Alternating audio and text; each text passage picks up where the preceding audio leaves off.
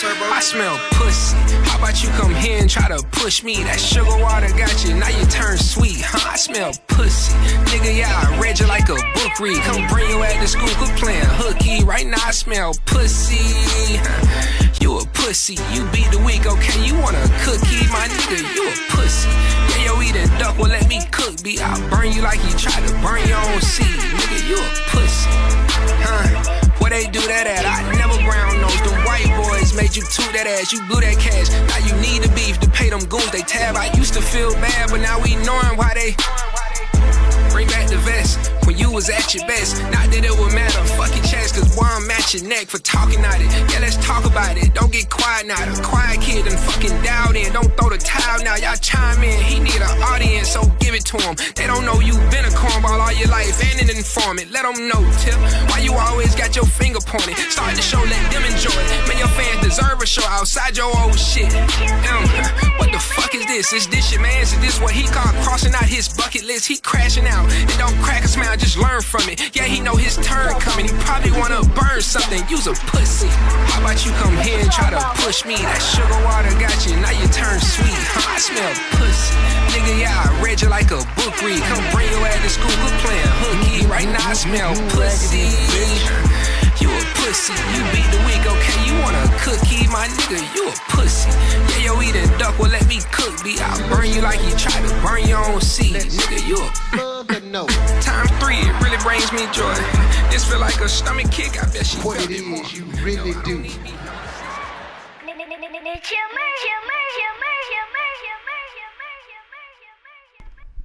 Yo.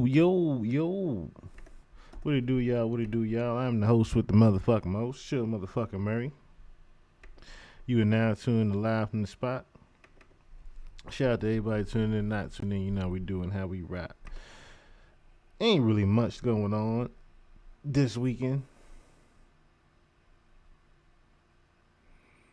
Oh, what is this? Did this just come out? I'm about to see.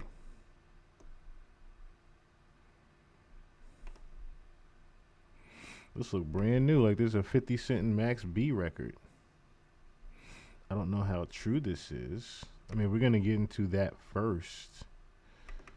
This new Dimani record that dropped yesterday. Happy Saturday evening to everybody.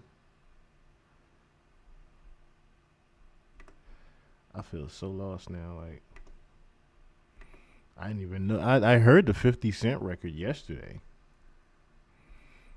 but I had no idea that there was also a Max B record.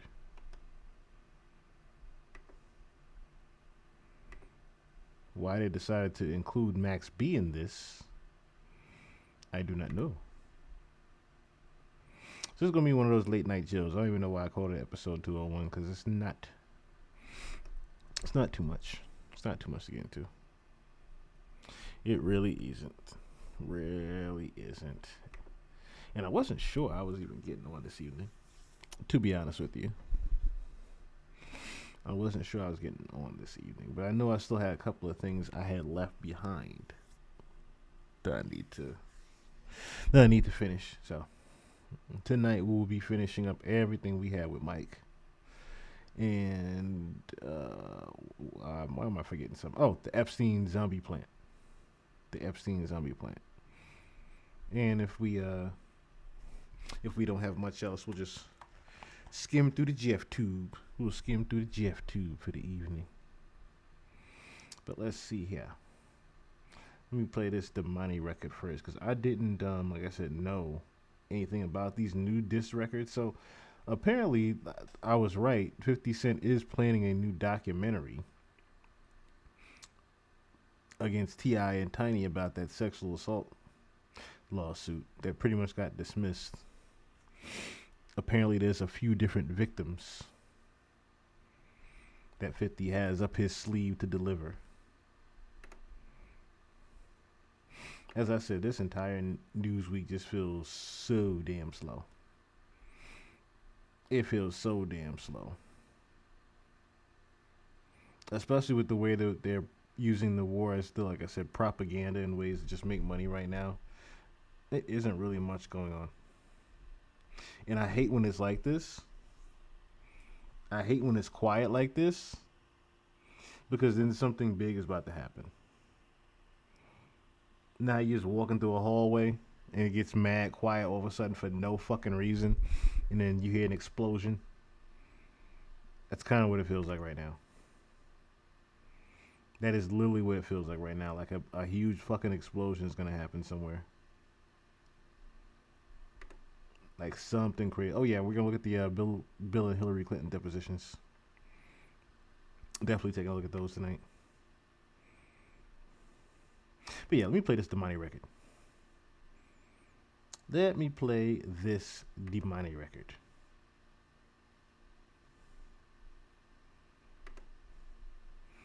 Is it just me or it don't necessarily sound like something he would do? Am I off? I can't be off saying that, right?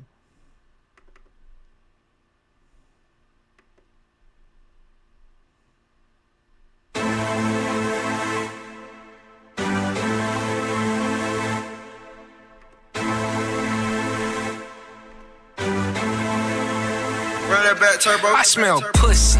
How about you come here and try to push me? That sugar water got you, now you turn sweet, huh? I smell pussy. Nigga, yeah, I read you like a book read. Come bring your ass to school, quit playing hooky. Right now I smell pussy. You a pussy. You beat the week, okay? You want a cookie? My nigga, you a pussy. Yeah, yo, eating duck, well, let me cook, B. I'll burn you like you tried to burn your own seed. Nigga, you a pussy.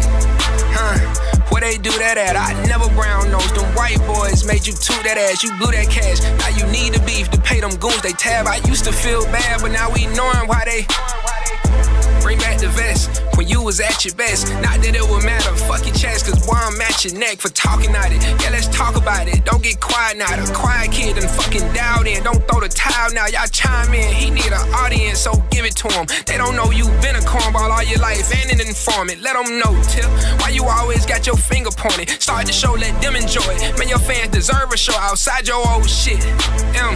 What the fuck is this? Is this shit, man? Is this what he called crossing out his bucket list? He crashing out. It don't crack a smile, just learn from it. Yeah, he know his turn coming. He probably wanna burn something. You's a pussy. How about you come here and try to push me? That sugar water got you, now you turn sweet, huh? I smell pussy. Nigga, yeah, I read you like a book read. Come bring your ass to school, quit playing hooky. Right now I smell pussy.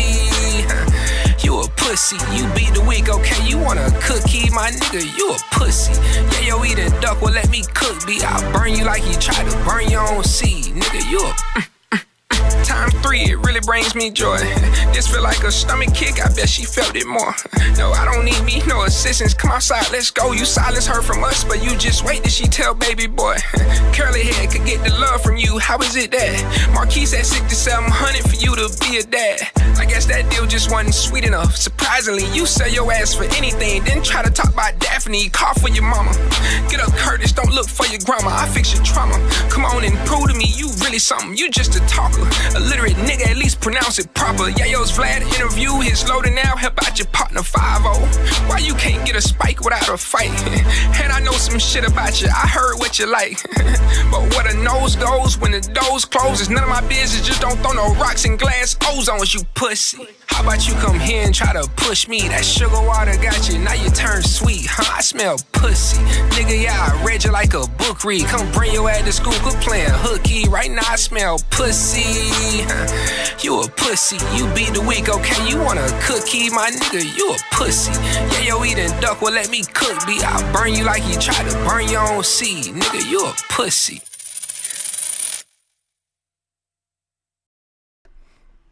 And then had the nerve to have the dime dropping. So you know how 50 Cent used to have the quarter dropping in the beginning of his joints? He actually had a dime dropping just now. There's this difference between the quarter and the dime dropping because you can literally hear how thick the coin is. So he had a dime dropping just now, referencing 50 Cent supposedly being an informant. Now I'm trying to read this in the background here. I don't know what this is from. In March 2024, Jay accused her ex of sexual and physical assault. Let's put the real focus on your true evil. Can't figure out what this says. something in raping me and physically abusing. You are no longer my oppressor, and my God will handle you from this moment on. In an incident when he allegedly kicked Jay in the stomach and destroyed her property during an argument, 50 Cent struck a deal with Los Angeles. I guess that's the Los Angeles Police Department. So something, I guess, happened with an assault with Jay. What is this? I guess I gotta do a little bit of Googling here because I'm not aware of this. Let me just look up something real quick. So I'm not aware of this shit. 50 Cent.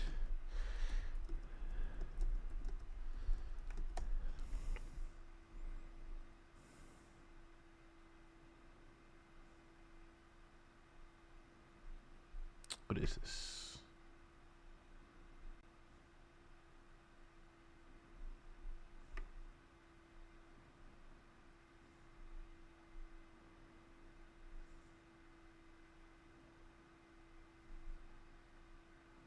What is this about?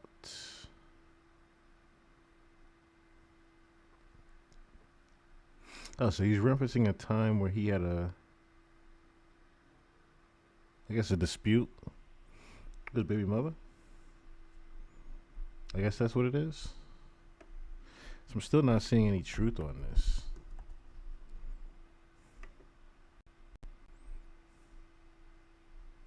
$2024.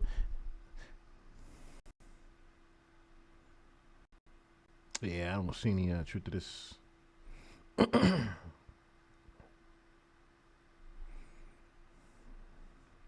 don't really see any truth to this.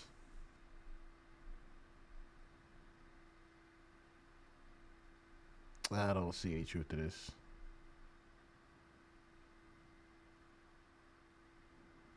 Unless they're talking about the incident that supposedly happened with Daphne. Unless they're referring to that, I don't necessarily see anything. I don't see anything. All right, so let me hear this other track from 50. Oh, why did I hit that? I literally just got it myself. I don't know why I did that.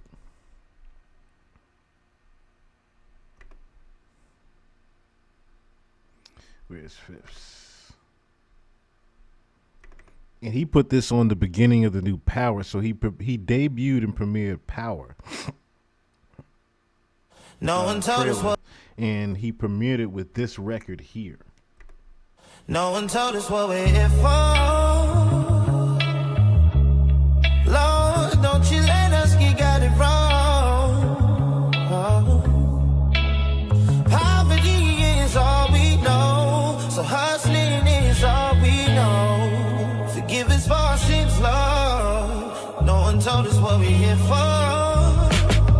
I'm a magician. I put that pain in the pot. Ice cubes, watch it lock. Now look at what we got. I turn a brick to a drop, a fish brick to a spot, a Jeep back to a knot, your sister into a dot, from store first to a block, the low bread to a lot, slap box to the clock, turn a stab wound to a shot. I know magic, bag magic, boom magic, get the douche, bitch, get the Uzi. Niggas still can't move me. I'm back for my dope boy grandma. Your daddy made your mama eat every box in Atlanta. Frick shit, peep shit, keep shit on the low, but everybody know. No one told us what we're here for. Lord, don't you let us get got it wrong. Poverty is all we know, so hustling is all we know. Forgive us for our sins, Lord. No one told us what we're here for.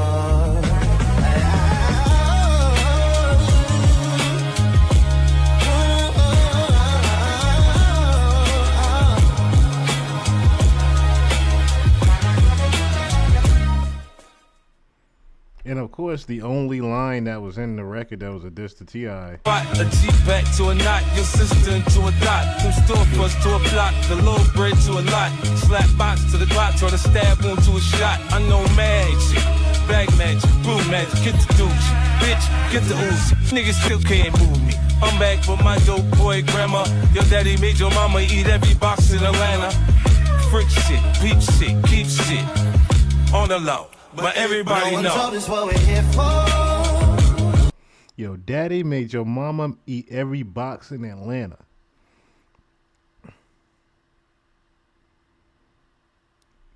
That's a cold line right there. That's a cold line, but it's like everybody was kind of like, oh, that's all you came up with, Fifth. But if you think about it, it's a lot deep. It's a lot more deep rooted than you think, because it coincides with what he was talking about with the sexual lawsuit. So pretty much, he's trying to say that he was pimping Tiny out. That's a little different than, you know, the fabricated informant shit that they're talking about with Fifth and everything else. So it's like, okay, hey, I can see where this is going. I don't think, like I said, T.I. already talked about this in an interview. He doesn't like where this actually landed, but at the same time, he's responded and said, ain't nobody scared of you, boo-boo. Ain't nobody scared of you. We can go doc for doc. He's saying we can go doc for doc. And it's like, okay, well, what do you really have on 50? Like, let's be honest. What do you really have on 50? We're talking about somebody that has, I'm not going to say been squeaky clean 30 years, but everything that he's kind of went through, he's kind of documented. Like 50 since like his life has really been in the public. It hasn't been, if anything has happened to 50, he himself has said it. That's the other thing. So it's like, what are you really going to, that's the thing about a cancer. Cancers can't shut the fuck up about their lives. Let's just be honest. Cancers, they like to talk about their lives, especially if their lives are interesting. So the 50's life has been interesting for a good 20, 30 years now. Okay? So I don't know if there's much that T.I. could actually bring to the light that we don't necessarily know about a 50 Cent. Now, like I said, this record here came out yesterday, or should I say last night maybe. I'm seeing 17 hours ago. I don't know what this is here with Max B. Supposedly it's a T.I. diss. It says No More Tricks, No More Tries featuring Max B. I don't know. But let's hear. You should be polite. This is the purge. If not, this is what happens tonight. Fuck you. Fuck you. Fuck you. And you don't even count, little nigga. I got a little bonus. No more tricks. No more tries. Your niggas is pussy, I can see it in your eyes. Black trench coat, we be creeping in the skies. We done with you bitches, no more believing the lies. No more tricks, no more tries. Your niggas is pussy, I can see it in your eyes. Black trench coat, we be creeping in the skies. We done with you bitches, no more believing the lies. I come back like that ready rock, cut with that Fetty Wap. Cock it and let it pop. You snitching, you better not. I grew around different weeds. Demons do different deeds. Pressure, I feel a squeeze. He say he can't breathe. Bitch, I got so much bread. She said she can't leave. I show her life without me. She said she can't see it. Me, I'm about to lick. You go body drip. You in the mirror all day and still gotta buy a bitch. I pull up in different whips and chains, switching lanes. Boy, I hear that shit you're saying, so I'ma get with you, man. Catch him, clip him, bought him, ripped him, punch him, kick him. Stick 'em. No more tricks, no more tries. Your niggas is pussy, I can see it in your eyes. Black trench coat, we be creeping in the skies. We done with you bitches, no more believing the lies. No more tricks, no more tries. Your niggas is pussy, I can see it in your eyes. Black trench coat, we be creeping in the skies. We done with you bitches, no more believing the lies. MC Ren, Easy E, Dr. Dre. Feed the beast. Come on. Switch my nigga. Lisa Keys. I sport the Paco 1,000,001. Millie 3 degrees. Nigga, we believe. Beretta, Millie me. Clip hole 17. Get high off the ketamine. Bulletproof Maybach. Purge drop, shit it clean. The dawn here to give you some shit you ain't never seen. Content better stream. Convict better team. EMG O-line. 50 don't fuck with Supreme. BB color Supreme. You need me, I fuck with your team. As long as I get a bag. Max 17. No more tricks. No more tries. Niggas is pussy, I can see it in your eyes. I see niggas. Black trench coat, we be creeping in the skies. Come on. We done with you bitches, no more believing the lies. No more tricks, no more tries. Yeah. Niggas is pussy, I can see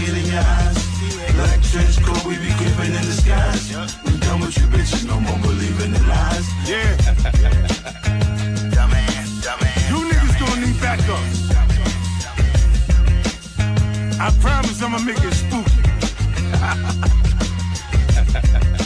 Yeah, you're gonna need help.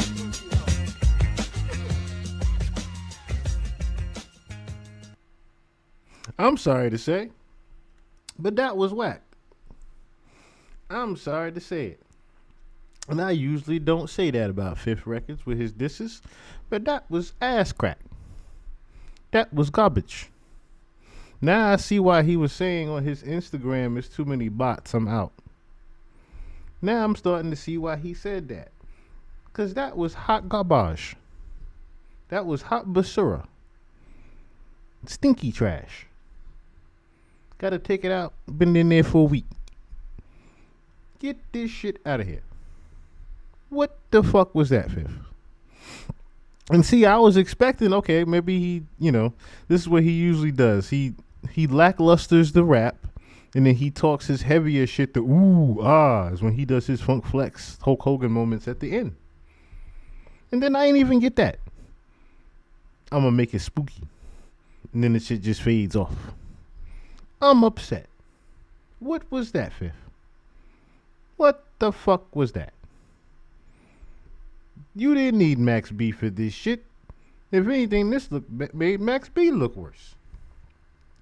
What was that? You said one little line about, oh, little nigga, you ain't ready either, in the very beginning, and then I ain't hear shit else. I don't know about this one here. And see, this is why you didn't want to rap. Because you gave us like I said, the power line was cool. You could have left it at that. You could have left it at that. I don't know, man. I don't think that the T.I. documentary is something you need to be playing with either. Because like I said before, being that it got dismissed, unless you got some hard proof evidence and facts, it's going to be a little bit hard to make this one look good on T.I. It's going to be a little bit harder to make this one look good because like I said before, you can't bully the culture. You cannot bully the culture, Fifth, and you know that. You cannot bully the culture. The culture is behind T.I. and his sons, more so Damani. Damani put Scathing Belt to Ass on 2 records now. I ain't even really talk about the Damani record too much just now, but he put Scathing Belt to Ass even on that one. It wasn't as bad as the first one. I mean, it wasn't as good as the first one, of course. But this was I got something for you if you want to keep playing with me. That's what that Damani record was. He got in his trap bag, which I don't usually hear Damani do. But the fact that he was even able to talk about you might be owing some people some money, and that's why you started this. That's why you start entertaining and getting yourself into beef. That part is starting to look like something, Piff. I said that before in a couple podcasts before. It's starting to look like you might owe somebody behind the scenes. And usually that ain't the case with you. You supposed to be a little bit self-made, but something else is up here. I said that before. I said, I'm watching you. And sure enough, Damani mentioned about you owing somebody some money in that record. But now I'm hearing about, and like I said, I don't use, and not even owing money. Because you ain't the type to owe somebody money. You ain't the type to owe somebody money as much as you ought to owe a favor. Let's just say it like that. You are the type to owe a favor, Fifth, not money. So who do you owe a favor? There's a couple podcasts now. I'm on to you. With that Tyler Perry negotiation you did with Netflix and Kim Kardashian, I'm on to you. I am on to you. I don't pick no sides with this shit. I don't pick no sides with this shit. And speaking of which, we need to send prayers out to Ray J. We need to send prayers out to Ray J.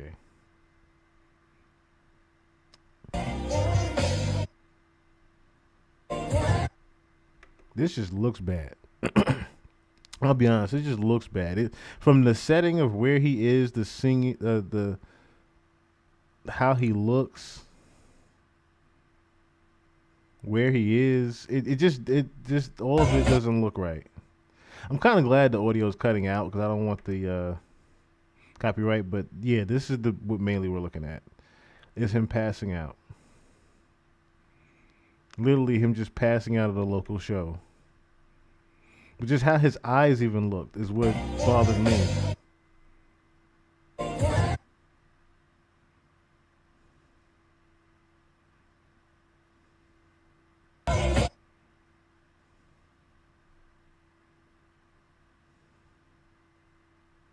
Like, I don't even know if he was doing his own show up there.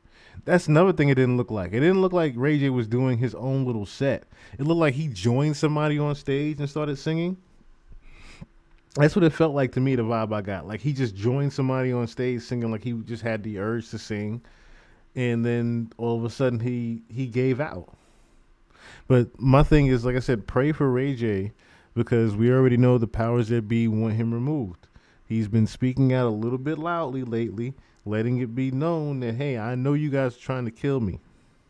He knows the Kardashians are trying to kill him. He addicted to the fast and nightlife and all that comes with it. Put that childishness behind and go sit down, Ray J. Yeah, as much as he would like to sit down, the moment he gets quiet is when they'll remove him. So that's another reason I get why he's outside and being, he's trying to be loud, but he knows his time is about to be up. He knows his time is about to be up. There's not much Ray J can do left now. I mean, I should say there's not much left he can do now. He's already spoken. He should have just dropped the information. If he was gonna just drop if he had the information to let go, he should have just dropped the information at this point. That is just my hops. If you're going to tell us that, Kim Kardashian is this, that, and the third, and Kanye has been saying the same thing already amongst other people already having a conspiracy of certain things, and you might as well just, we're in the age of letting out the information. Just let it be known. Especially since you are on your dying days. Isha's so lovely. What's going on, by the way? Happy Saturday evening. If you are on your deathbed in your dying days and you know that, you might as well just let the information out. You know they're trying to get rid of you at this point. You might as well just let it out, Ray J. Let out everything you know before you go. Give us everything you know before you go, my brother. Everything you know. Repent. We listened to an interview with D1. Matter of fact, I didn't have that downloaded, but let me pull that up real quick. Listening to an interview with D1. And he was talking to Memphis Bleak, and he was saying certain rappers are in hell.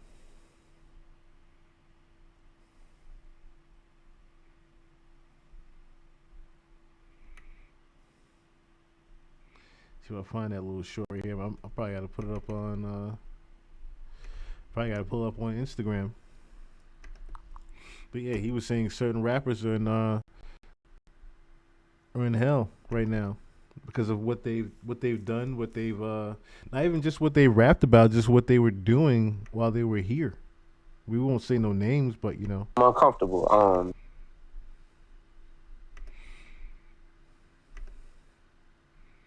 I mean, you could read between the lines in what he's saying here.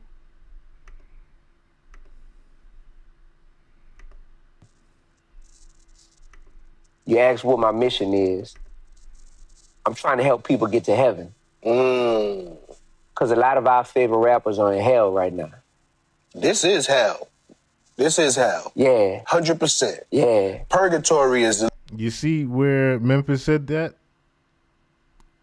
We in hell already. But the rappers that, he's speaking of are in purgatory. You see how Memphis even corrected him because he knows the truth. He's going to try to combat him, but that's how a Freemason does. They try to talk around the truth. Because he started realizing that D1 was starting to say some real shit. He caught Memphis slipping. When Memphis said that, yeah, we already in hell. Them rappers you talking about, they in purgatory. Their souls are trapped. A little different. Purgatory is a little different. But a lot of our favorite rappers who have passed away, too. We call them legends. Top 10, top 5 of all time. But they in hell right now. Their soul is burning, Why you think that? Why would you say that? Because I know for a fact, because while they were living here, they made it known what their God was. Their God was all of this sinful stuff. Their God was all this evil. But our God forgives any sin. It's only one sin. Only if you repent. That's when God forgives. But we don't know what these guys did in that last minute on that bed, or before that bullet hit them.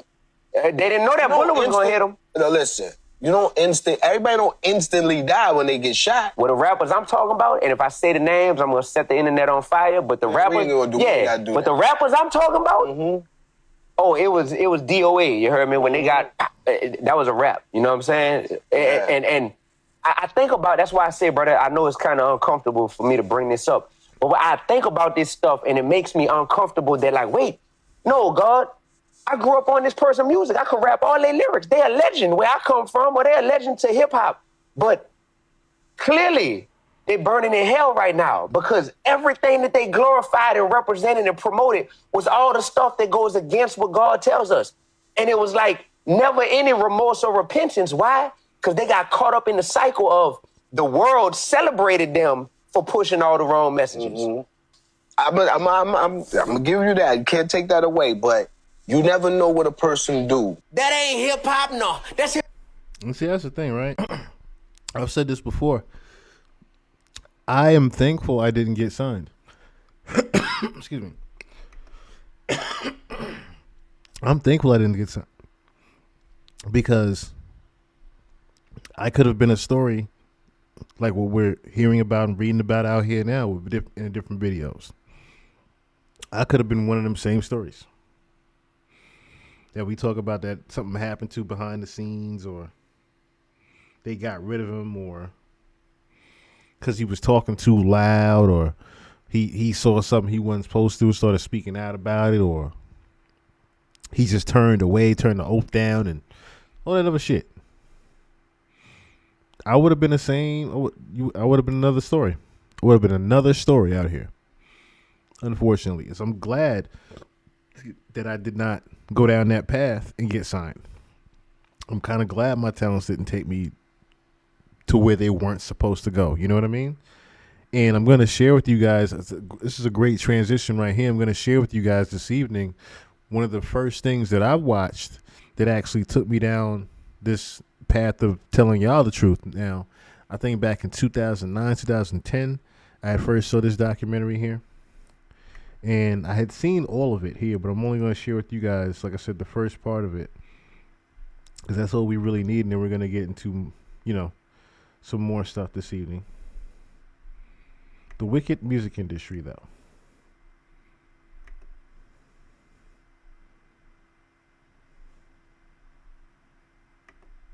On this video, I want to deal with the music industry, or what I like to call the wicked music industry. Now, my main focus is going to be on the industry as a whole, but I'll use a few key people to bring out certain facts. I'm going to deal with Michael Jackson and what really happened to him. I'm going to deal with Beyonce and Rihanna and show you what they're really about. And on a smaller scale, I'll deal with some other artists as well. So let's start with Michael Jackson. I want to go back to the end of his life first and break down what really happened to Mike. We'll begin with a speech that he gave in London, where he deals with the music industry and his record label. Taffy, what's going on? Let me just say this. The tradition of great performers from, and I really want you to hear what I have to say. The tradition of great performers from Sammy Davis Jr. to James Brown to Jackie Wilson. The story is usually the same, though. These guys work really hard at their craft, but the story ends the same.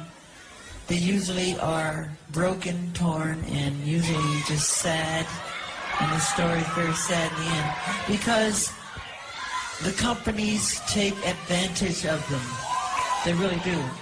And, being the artist that I am, at Sony, I've generated several $1 billion for Sony. Several billion. And they really thought that my mind is always on music and dancing, and it usually is, but they never thought that this performer, myself, outthink them. Yeah! So, we can't let them get away with what they're trying to do, because now I'm a free agent. Yeah. I just owe Sony one more album. It's just a box set, really. I can do the box set, just give them any 2 songs. So I'm leaving Sony a free agent, owning half of Sony. So I own half of Sony's publishing, and I'm leaving them. I don't think anybody ever tried something like this ever again since Mike did, unfortunately. No one ever tried anything like this as far as trying to own not only their masters, but own half of a record company. And they're very angry at me because of it, but I just did good business, you know. So the way they get revenge is to try and destroy my album. Okay, let me explain this. Basically, what Mike is saying is this. Under his contract, he only had to do one more album, and then he would be out of his contract with Sony, and he was going to leave Sony owning half the company. Now, Sony didn't like that, so when he made his album called Invincible, Sony didn't promote it, and they did everything they could do to make sure it didn't sell, as a way to get back at Mike for wanting to leave. Now, you got to understand, Michael Jackson had a 30-year relationship with Sony. He made them a lot of money. He said, I generated several $1 billion. So Sony wasn't going to let Mike just walk away scot-free. They had to do something. All right, let's go back to the speech. Thank you. I love Unbreakable. You know, and Tommy Mottola is a devil.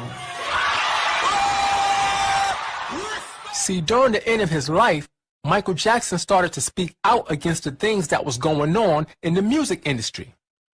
But it was much more than him just trying to get out of a record contract. Mike was involved in something much bigger than that, and he was frustrated with the situation he was in. So out of frustration, he called Tommy Mottola a devil. And Tommy Mottola is a devil.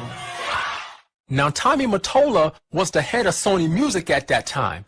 And Michael Jackson and Tommy Mottola didn't get along at all because Mike knew that he was only being used by Tommy Mottola. Mike was tired of being a slave and he wanted his freedom. Now, Michael's father, Joe Jackson, got Michael and his brothers into the music industry when they were young kids. But Michael was always the standout star, so the Illuminati came after him. They knew he would be the one to bring in the big money. So they told little Mike everything he wanted to hear, and they promised him the whole world. All he had to do to get it was sign his life away and sell his soul to the devil. See, in order to reach superstardom on this earth, you gotta sell out. Why? Because the scriptures tell you that the earth is given into the hand of the wicked. That's why the Bible says, love not the world, neither the things in the world. If any man love the world, the love of the Father is not in him. Now, why does it say that? Because the people who rule this world are wicked. And if you want to live like they live, you have to become wicked and do what they tell you to do. This is nothing new. Satan tried to use this same trick on Christ. Let's read it. That's Matthew 4, 8 and 9. Verse 8. Again, the devil taketh him up into an exceeding high mountain, and showeth him all the kingdoms of the world, and the glory of them, and saith unto him, all these things will I give thee, if thou wilt fall down and worship me. See, that's what the music industry is all about. They offer you the good life, fame, fortune, and everything you desire, but in return, you gotta sell them your soul. This is not make-believe. This stuff is really happening in the music industry. Let me show you what Kanye West said at one of his concerts. I sold my soul to the devil. I know it's a crappy deal. Lisa came with a few toys like a Happy Meal.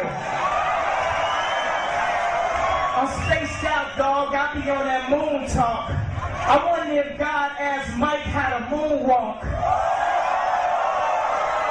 He said, I sold my soul to the devil. I know it's a crappy deal. Lisa came with a few toys like a Happy Meal. Then he made a reference to God talking to Michael Jackson. But let me replay that first part one more time so that you can hear him clearly say it again. I sold my soul to the devil. I sold my soul to the devil. Kanye West didn't just say that to be creative.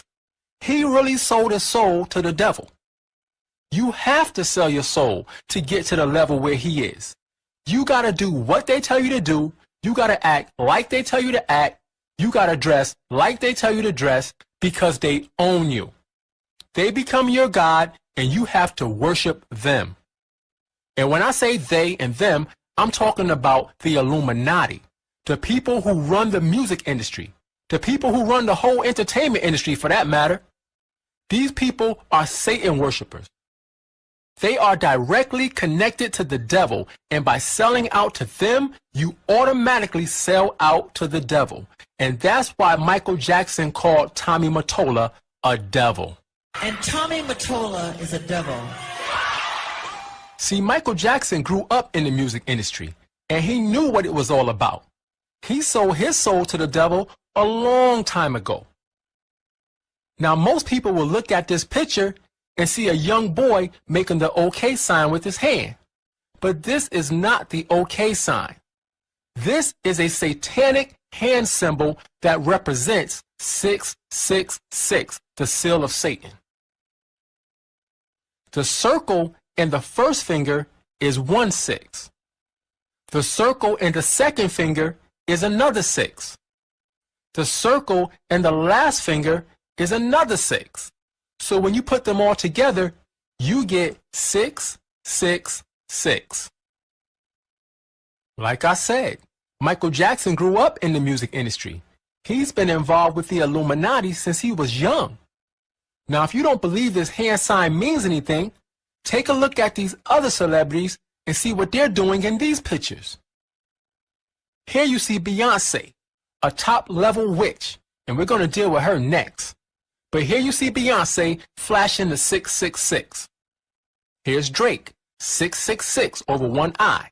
Neo, 666. Shakira, 666. Justin Timberlake, 666 over one eye. T-Pain, 666. Lil Wayne, 666 over one eye. Now look at this next one. This is Lady Gaga. Look at her right hand, 666. But notice the symbol that's in front of her. It's a pyramid with an eye inside of it. That eye is the eye of Horus. Now, Horus was one of the main gods that the Egyptians worshipped. That's why when you see this eye, you often see a pyramid with it, as you see here. This pyramid with the eye inside is the same symbol that Jay-Z always puts up. It's also the same symbol that's on the back of the dollar bill, because that's what this is all about, selling your soul to the devil just to make a dollar. Back in the day, Method Man said it best in the song. Cash rules everything around me. Cream, get the money. Dollar, dollar bill, yo. Cash rules everything around me. Cream, get the money. Dollar, dollar bill, yo. See, that's the mentality of these people. In the music industry, it's all about making money. Cash rules everything. All they think about is making money. These so-called celebrities are willing to do anything to be rich. Let's see what the scriptures say about that. Mark 8:36. For what shall it profit a man if he shall gain the whole world and lose his own soul? And that's what they do. They sell their soul to gain the world. The goal is to be famous, then you're going to do a lot to get there, like sign your name in blood in a contract with the devil. Like you're going to end up on a one-way street and it's going nowhere. Like that's just the truth. I've seen so many people like forsake their moral code and their value systems just for a little bit of fame, and it's not worth it at the end of the day. It's really not worth it.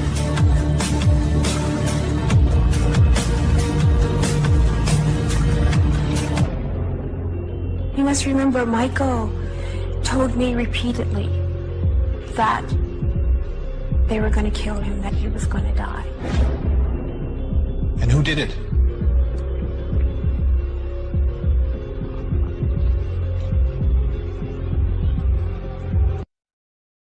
Let's look at one more. This is 1 Timothy 6:10. For the love of money is the root of all evil, which while some coveted after, they have erred from the faith and pierced themselves through with many sorrows. So you got people so caught up in chasing money because they love it so much that they destroyed themselves in the process. Yeah, now they got money, now they rich, but they serve Satan. And it also said they pierced themselves through with many sorrows, because you got people who got everything there is to have in the world, but they're miserable because they have no type of connection with the Most High. And that's part of what happened with Michael Jackson. He was spiritually lost. See, Mike knew all about the satanic movement in the music industry because he was a part of it, but he was getting tired of it. He wanted to get out of that part of the business a long time ago, but it ain't that easy once you get in. Mike even sung about being trapped in one of his songs called You Can't Win from the movie The Wiz. Listen closely to these lyrics. And syncopate. You can't win. You can't make even, and you can't get out of the game. People keep saying things are gonna change, but they look just like they're staying the same. You get in with all you have, and you only got yourself to blame. You can win time, can't break even, can't get out of the game.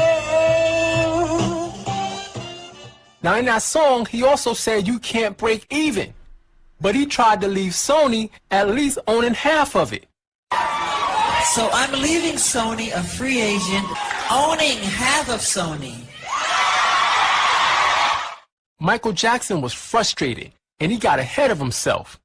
He got cocky and he started to openly speak out against the Illuminati. He called Tommy Mottola a devil on national TV.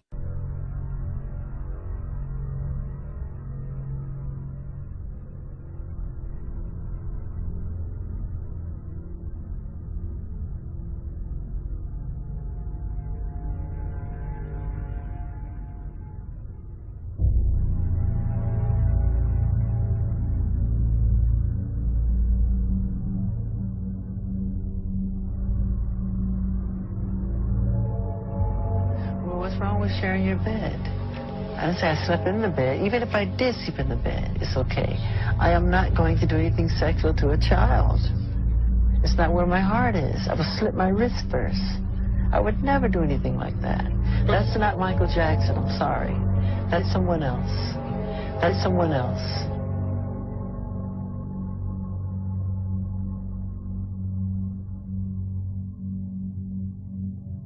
As God has shown us by turning stones to bread. Has God turned stones to bread? That's a lie. In fact, that's a quote of Satan right out of the Bible. Because the scriptures say, Satan says, turn these stones to bread.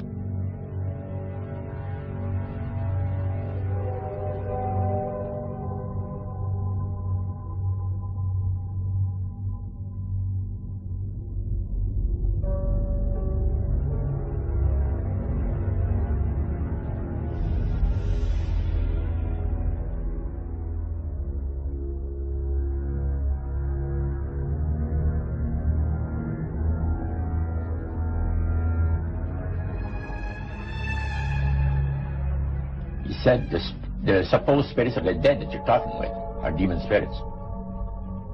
They're fallen angels. They're beautiful beings. Just set it out, just like Oh, yeah. Because it gives the demon spirits an opportunity to impersonate the dead. She said her voice went through me. The power. That's someone else. That's someone else. And Tommy Mottola is a devil. Michael Jackson decided he was going to get out that deal no matter what. And the results of that decision were tragic. Michael Jackson was murdered. That claim comes from his sister LaToya, seen here waving to fans from a car in Los Angeles. She says the King of Pop was effectively killed for his money. In interviews with Sunday newspapers, she says she believes her brother was surrounded by a manipulative entourage who fed him drugs and saw him as a cash cow. This so-called bad circle is said to have forced him to sign up for 50 concerts at London's O2 Arena, when in fact he only wanted to do 10. LaToya's also spoken of the moment when she found out about Michael Jackson's death. She was told to get to the UCLA Medical Center, but before she could, her mother was on the phone screaming, "He's dead." Michael Jackson was murdered because he was no longer cooperating with the system. Now, the Illuminati knew that Michael Jackson was the cash cow of the family, so they came to the Jackson family and made them an offer they couldn't refuse. They took the offer. The Jackson family, with the exception of Michael's mother and his sister LaToya, sacrificed Michael Jackson's life to Baphomet as a way to keep the money coming in. After all, Michael was worth more dead than he was alive. Here you see a chart of Michael Jackson's record sales from 2001 to 2009. Now, he was doing okay between 2001 and 2008. But after he died on June 25, 2009, Michael Jackson sold 31 million records worldwide in less than a year. That's unheard of. Oh, and remember I said that the Illuminati offered the Jackson family a deal they couldn't refuse? Well, Sony signed a deal after Michael Jackson died with his estate worth $250 million. Now combine that with the money from the 31 million albums sold, and you have a ridiculous amount of money being made. And guess who's getting all that money? You got it, the Jackson family. His family sacrificed him to Baphomet to get that money, and even after Mike died, Sony is still making money off of him through that deal. Now you understand why Mike went from looking like this to this.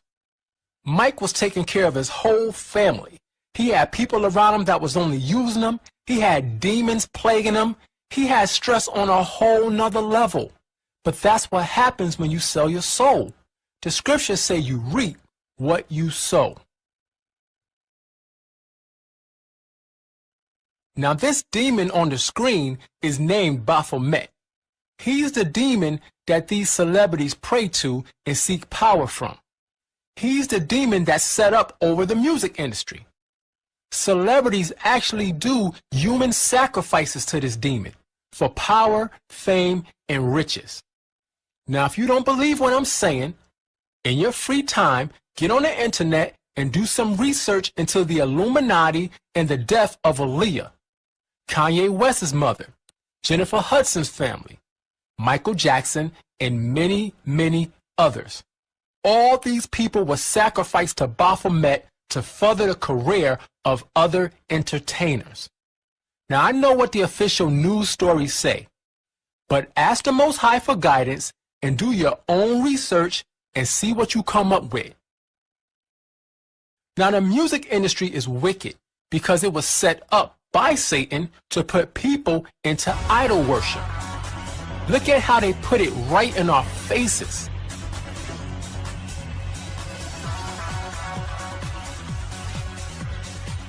Now that was the American Idol intro. Let's see what the definition of an idol is. Idol, an image or other material object representing a deity, which is a god, to which religious worship is addressed. So an idol can be a person, a picture, or anything that's looked at as a god and worshipped. So when you say things like, he's my idol, or she's my idol, you're actually saying that person is your god. That's why they named the show American Idol. See, these celebrities are nothing but idols. being worshipped by people all around the world. Look at this picture of a Christian worship concert. Now look at this picture of a Jay-Z concert. What's the difference? Notice how they have their hands lifted up, giving praise to Jay-Z? It's no coincidence that he calls himself Hova, which is short for Jehovah, which is God's name in modern Hebrew. Jay-Z knows that he's being worshipped because he sold his soul to be in that seat. But almost everybody knows that Jay-Z is a Freemason Illuminati member. So I want to deal with his wife, Beyonce. Now, the same way that Michael Jackson was the standout star from the rest of his brothers, you had the same situation with Beyonce and Destiny's Child. Beyonce always overshadowed Kelly and Michelle.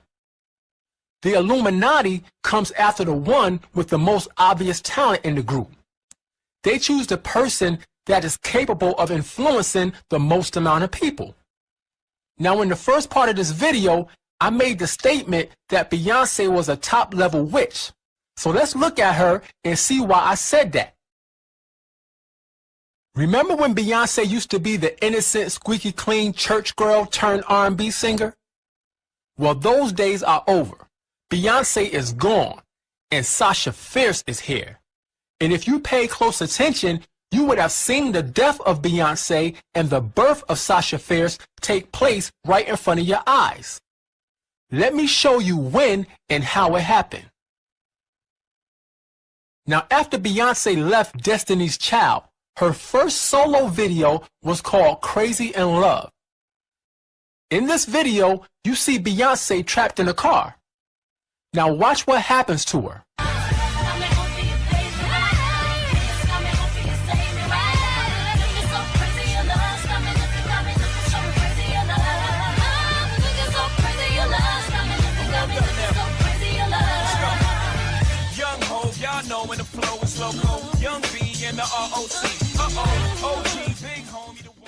Did you catch what happened? The innocent, squeaky clean Beyonce died inside that car. Her life ended and Sasha Fierce was born. Here's a quote from Beyonce out of the People magazine November 18th issue. Sasha Fierce was born when I did Crazy in Love. People, when they meet me, expect that all the time, but that person is strictly for the stage. Now notice she said that Sasha Fierce was born when she did Crazy in Love. And at the end of the quote, she said that person, referring to Sasha Fierce. So she's saying that Sasha Fierce is a person that was born. Now, through the grace of the Most High, we understand that that car explosion was symbolic of the death of Beyonce and the birth of Sasha Fierce. It's no coincidence that Jay-Z is the one who started the fire that took Beyonce's life, because Jay-Z is the one who brought Beyonce into the Illuminati.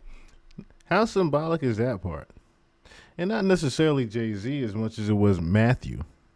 I would definitely say Matthew Knowles was more responsible for that than Jay, but we also know that there was more of a deal between Matthew and Jay-Z to begin with, to even bring about Beyonce's superstardom in the industry. Now, this particular part that he's breaking down is very true because it's symbolic to how Sasha Fierce was even born and her alter ego that she very rarely even talks about now, if you really pay attention.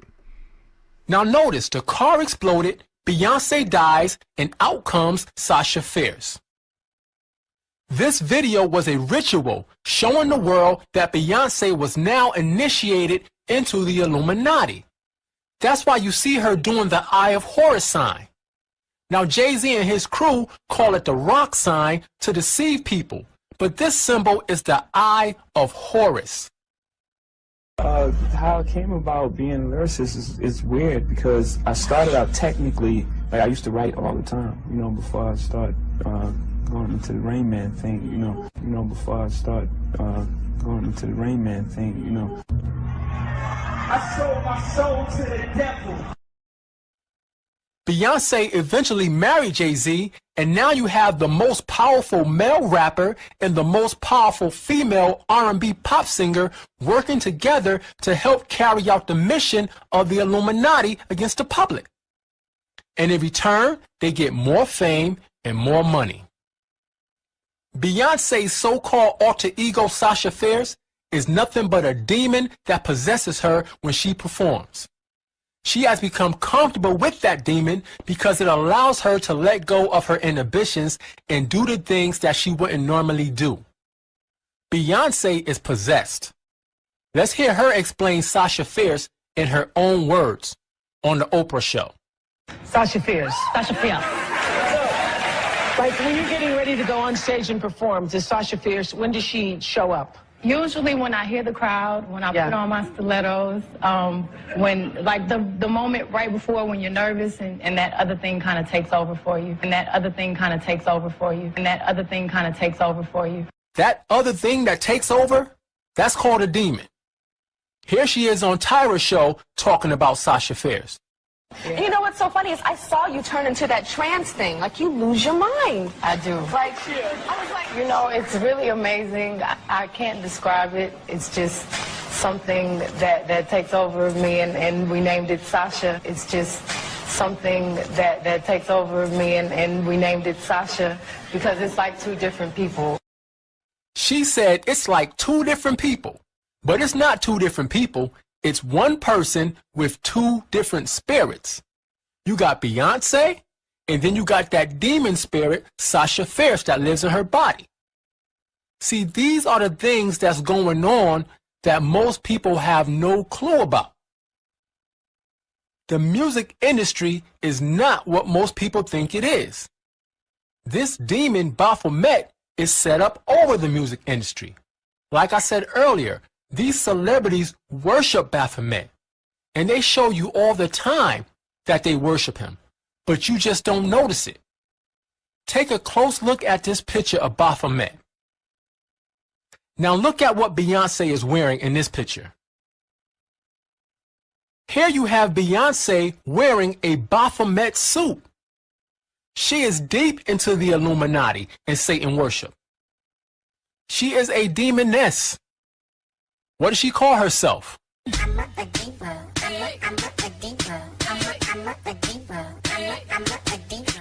She calls herself a diva. Diva is a Latin word that means goddess, which proves that she's presenting herself as a god. Let's look at a scripture, Isaiah 47:8. Therefore, hear now this, thou that art given to pleasures, that dwellest carelessly, that saith in thine heart, I am, and none else beside me. I shall not sit as a widow, neither shall I know the loss of children. See, that's the attitude of these celebrities. They live carelessly because they have everything they want. So they don't have a need to trust in the Most High. They feel untouchable, like nothing can happen to them. Verse 9. But these two things shall come to thee in a moment, in one day, the loss of children and widowhood. They shall come upon thee in their perfection, for the multitude of thy sorceries and for the great abundance of thine enchantments. See, the Most High is saying he's going to bring them all down off their pedestals because they're proud and they don't trust in him. Also, they're deceiving masses of people. They're using sorceries and enchantments by casting spells through their music and videos. Don't you know that the record executives get together and pray demonic prayers over the music before they release it to the public? They cast spells onto the music so that when you hear it, it influences you the way they want you to be influenced. That's a common practice in the music industry. They pray demonic prayers onto the music so that demons get on you when you listen to it. They call it backmasking. That's wicked. All right, let's go back to Isaiah 47 and read verse 10. For thou hast trusted in thy wickedness. Thou hast said, none seeth me. See, Beyonce is trusting in her wickedness and in the wicked system she's involved in. She tries to hide and act like she's not a part of anything bad. She tries to present herself as a believer in the Most High, but yet, when she's on stage, she's half naked, gyrating, and bouncing all over the place as if nobody sees what she's doing. Let's read the last part of verse 10. Thy wisdom and thy knowledge, it hath perverted thee, and thou hast said in thine heart, I am, and none else beside me. Now the scripture said that thine have said in thine heart, I am. Let's see what Beyonce's last album was called. She named it I Am. Now why did she name it I Am? Let's see. Exodus 3:14. And God said unto Moses, I am that I am. And he said, thus shalt thou say unto the children of Israel, I am have sent me unto you. So just like her... Now, real quick, because I don't like how he just skipped over that one little part right here. I had to actually do some research on this myself. Like I said, they call it backmasking records. So I wanted to play for you real quick a couple of instances of what that is. Your stairway lies on the whispering wind. Backwards it says, because I live with Satan. Listen carefully.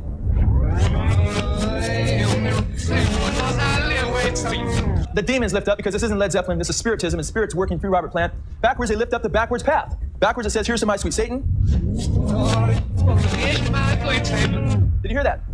Listen carefully, it says, I want to live it backwards, like the Zepp, whose power is Satan. Did you hear that? Then it says, he will give you 666.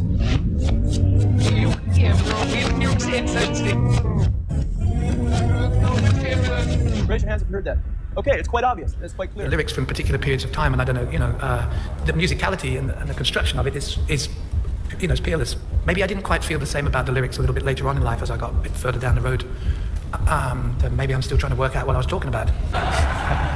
Maybe you were channeling, Robert. Channeling is a good one, yeah. Owen Glendower is, that's where it came from, yeah. Your stairway lies on the whispering wind. Backwards it says, if you know, this guy shows what backmasking in songs is, which is essentially when there is a hidden message in the song when it's reversed, and also some people believe they do this to involve you in a ritual, for example. That being said, take a listen to this track this guy plays and let me know your thoughts. Play this backwards. I've actually taken the exact piece of tape that you just heard it off of, and I've reverse thread the machine, and I'm going to play that exact piece of tape backwards now. Okay, just to... that you've not doctored I have not doctored it in any way. Let's go ahead and start.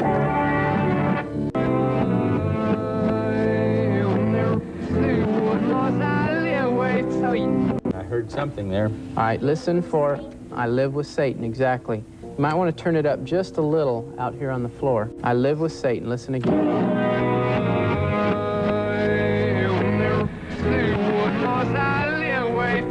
If you know, you know, this guy shows what backmasking in songs. So, back in the day, well, not even back in the day, now they probably still do it with a different technology, but that's necessarily what that was back in the day when certain records were popular. Well, should I say nowadays when you hear that popular record on the radio, it's because when they went through the mastering, they had to do that for the backmasking. They had to do the backmasking in it to put the demon in it, to put those words in it, to make it go. So you hear it over and over and over and over and over again. And that's why you hear certain songs on the radio. Those records are literally prayed over. Those records are literally prayed over. When it goes to a certain mastering, and they literally are putting these spirits inside of the records. Unfortunately. Husband named himself Hova, which is a name of the Most High.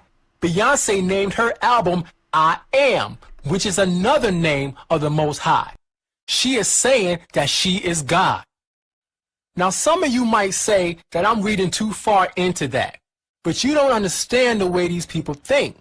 A lot of these celebrities are into ancient Babylonian teachings. They believe that they have attained God's status through their illuminated minds. Hence the name Illuminati, which means the enlightened ones. That's why the scripture said in Isaiah 47:10 Thy wisdom and thy knowledge, it hath perverted thee, and thou hast said in thine heart, I am, and none else beside me.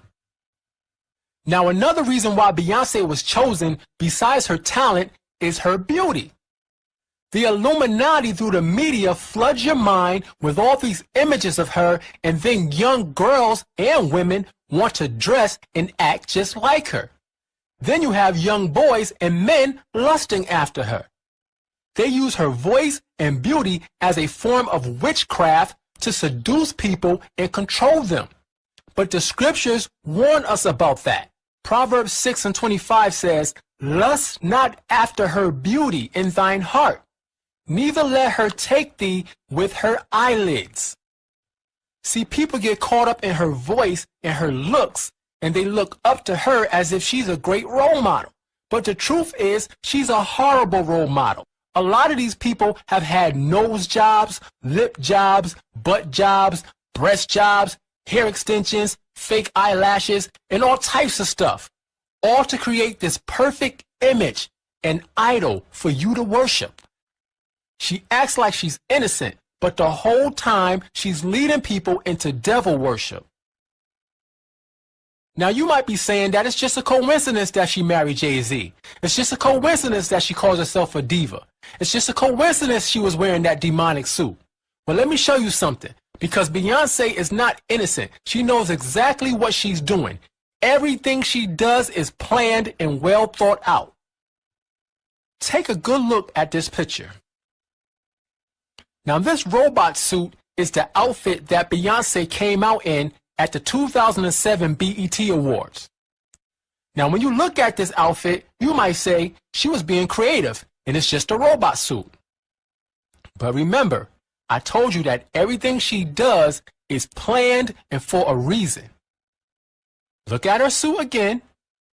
Now look at this picture. Wow, look at that. The same robot, same pose, and everything. But notice what's on the back wall in this picture?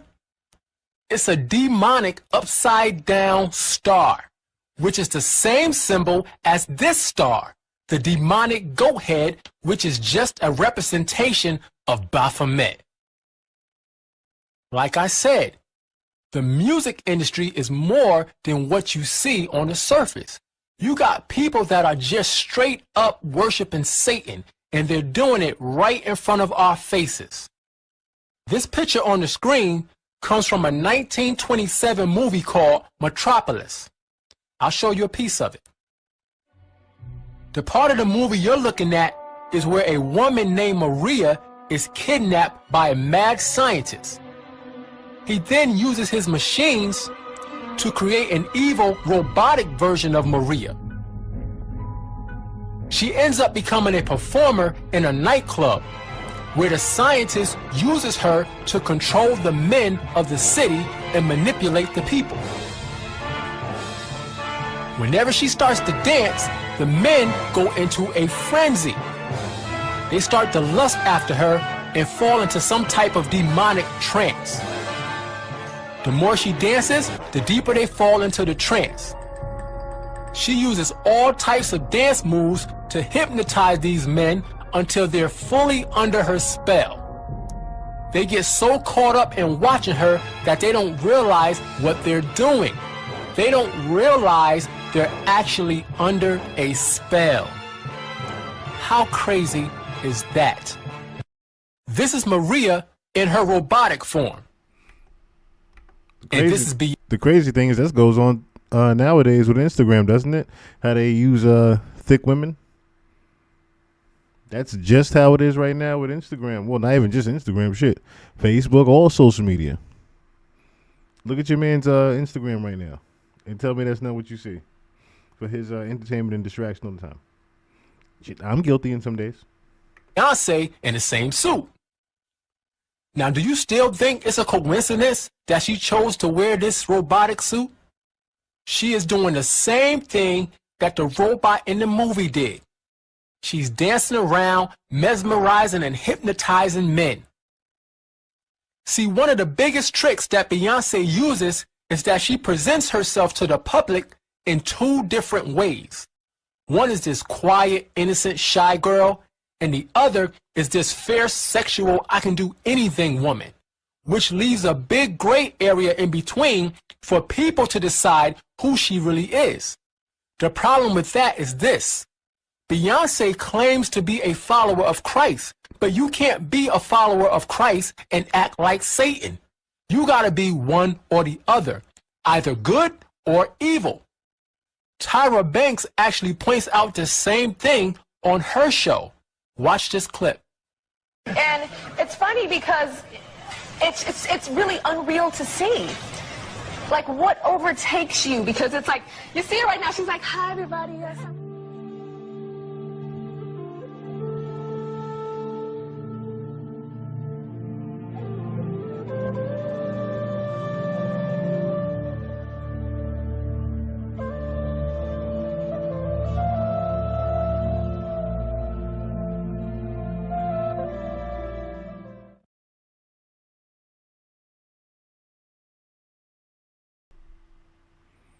Keep saying it. Don't believe the war that you see in the news as much as I've told y'all before. The war is really within you guys.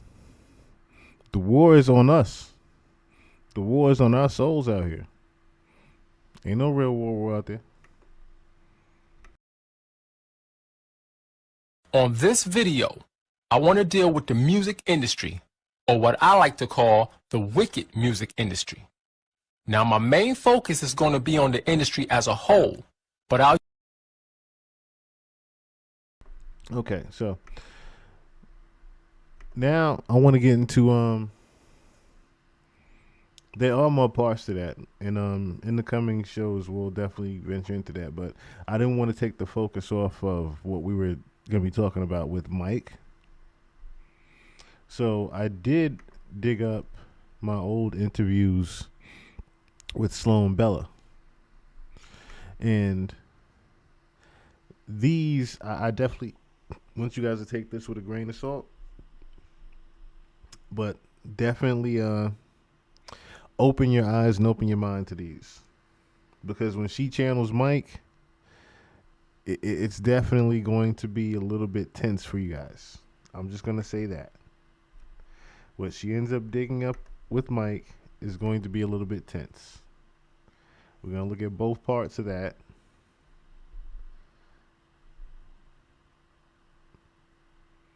Hi everyone, I'm Sloan from SloanBella.com, and I wanted to thank you guys for watching and being patient and coming to this channel and supporting me in these videos. It's been super exciting and really fun, so I thank you for that.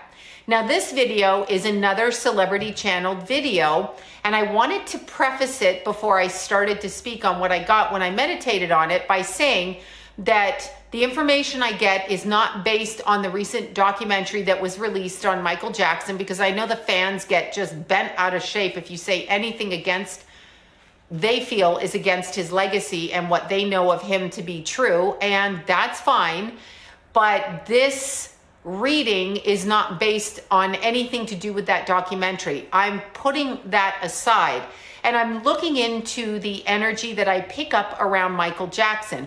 And somebody asked me, what does looking into mean? And how it works for me is when somebody asks me, can you do a video on person A, person B, or whatever the case may be, I will tell them I'll look into it. That's my way of saying I am going to go off on my own, do my meditative running, and get the information I get as I see that it comes through. So I write it down, or however it is that it happens for me, I'm looking into it.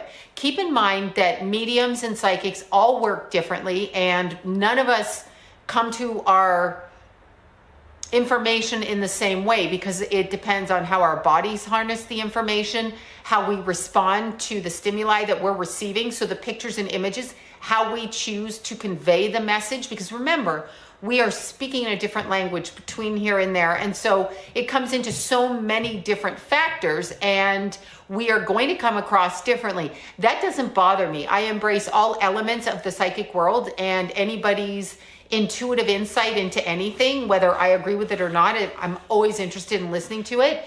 So we all work differently. That's the beauty of this work. I don't look at it as a provable or not provable thing. That's not what I'm trying to do. I know there's a lot of evidential mediums out there that really strive that point, and I understand that. But mine is to pick up on the energy and to illustrate the flow of that energy through the path that the person's soul takes. That's how I choose to do my reading. So I don't need to be cut and dry or scientific. I need to experience the flow of that energy and describe it as best I can to the people that are interested in listening to it. And again, kind of the untapped of the Jackson 5, that grace, I love that Motown music. Anyway, Michael, what he was about. So as I'm focusing, and I think we all know this, I think we've all seen news clips and we've heard stories from the other kids in the family about Joe Jackson. Now, how I feel Michael perceived his father is I feel like he really believed what his father said. There was kind of an idealization from Michael as he looks towards his father. So he wanted to make his father proud. He wanted to please his father. Michael recognized really early on, this is showing me the intellect of this young child as he is stepping into the front person on the Jackson 5. What he's showing me is that he could articulate and understand what his father wanted to convey. So the Jackson 5 is the intellectual creation of Joe Jackson based on how he viewed the children in his family. And he viewed Michael as the leader of the older boys in the family because he recognized that children were sellable. Michael's kind of showing me that he was from a very early age on seen as the money generator in the family because he was pleasing to look at, pleasing to listen to, and he had this talent. And here's the kicker, he could follow direction. He knew instinctually and could mesh with the energy of his father's thinking. This is an intuitive thing is what he's showing me. So as a young child, he could intuitively pick up on the energy of what his father wanted and what he needed to have happen in order to sell the Jackson 5 as a singing group, a new singing group, and bring that out there. He's also showing me that his mother was a strong force around him. And as much as the media has put Catherine as a victim, which he says his mother hates because she is no victim, she stood up to Joe Jackson. She stood up to a lot of people, and she is not a victim. I think Michael really liked his mother, but his mother was disapproving on a lot of different levels about Michael. Okay, that's kind of the way he's making me feel. Not in a negative, I don't like that kid kind of way, more along the lines of holding him to a higher standard in the family unit is kind of how it's going. She let Joe kind of run the family because Joe is the one that had the connections and had the street smart with which to get those connections. And Joe made a deal very early on. Michael's showing me a paper. He's about 5 years old. This is before the Jackson 5. I think they started when he was 6 or 7, possibly 7. It may have been 5. I'm just not familiar actually if it was 5 or 7. Either way, he was a small child. But he's showing me that it was Joe that signed away Michael's life. Okay, so there's like, I'm being shown a paperwork over here that's being signed, and it's like, this kid will do what you want him to do. And I'm speaking performance-wise, nothing else, nothing more. And of course, I'm going to ask about the abuse issues, but here's something I get. So that sounds like him giving him over to Tommy Mottola. Not Tommy Mottola, but Berry Gordy. Him giving him over to Berry Gordy. Not Tommy Mottola. Because the original person that had him was Berry Gordy, which would then be Quincy Jones. So that's what I'm getting from when she says this kid will do what you want him to do. I'm getting the sense of Berry Gordy and Quincy Jones on that one. And my mind is being switched. I want to know if Joe Jackson abused those kids. I believe he did, but my mind is being switched to Michael Jackson's death. And here's what I'm going to say. I'm going to get right to the point. He's saying that the people want to know the point. They want to know the point. So he is telling me and directing me. He's kind of bossy on the other side, kind of controlling. So I'm going to say he was a controlling young man, a controlling person all the way through his life. So that is one personality that I don't think we're used to.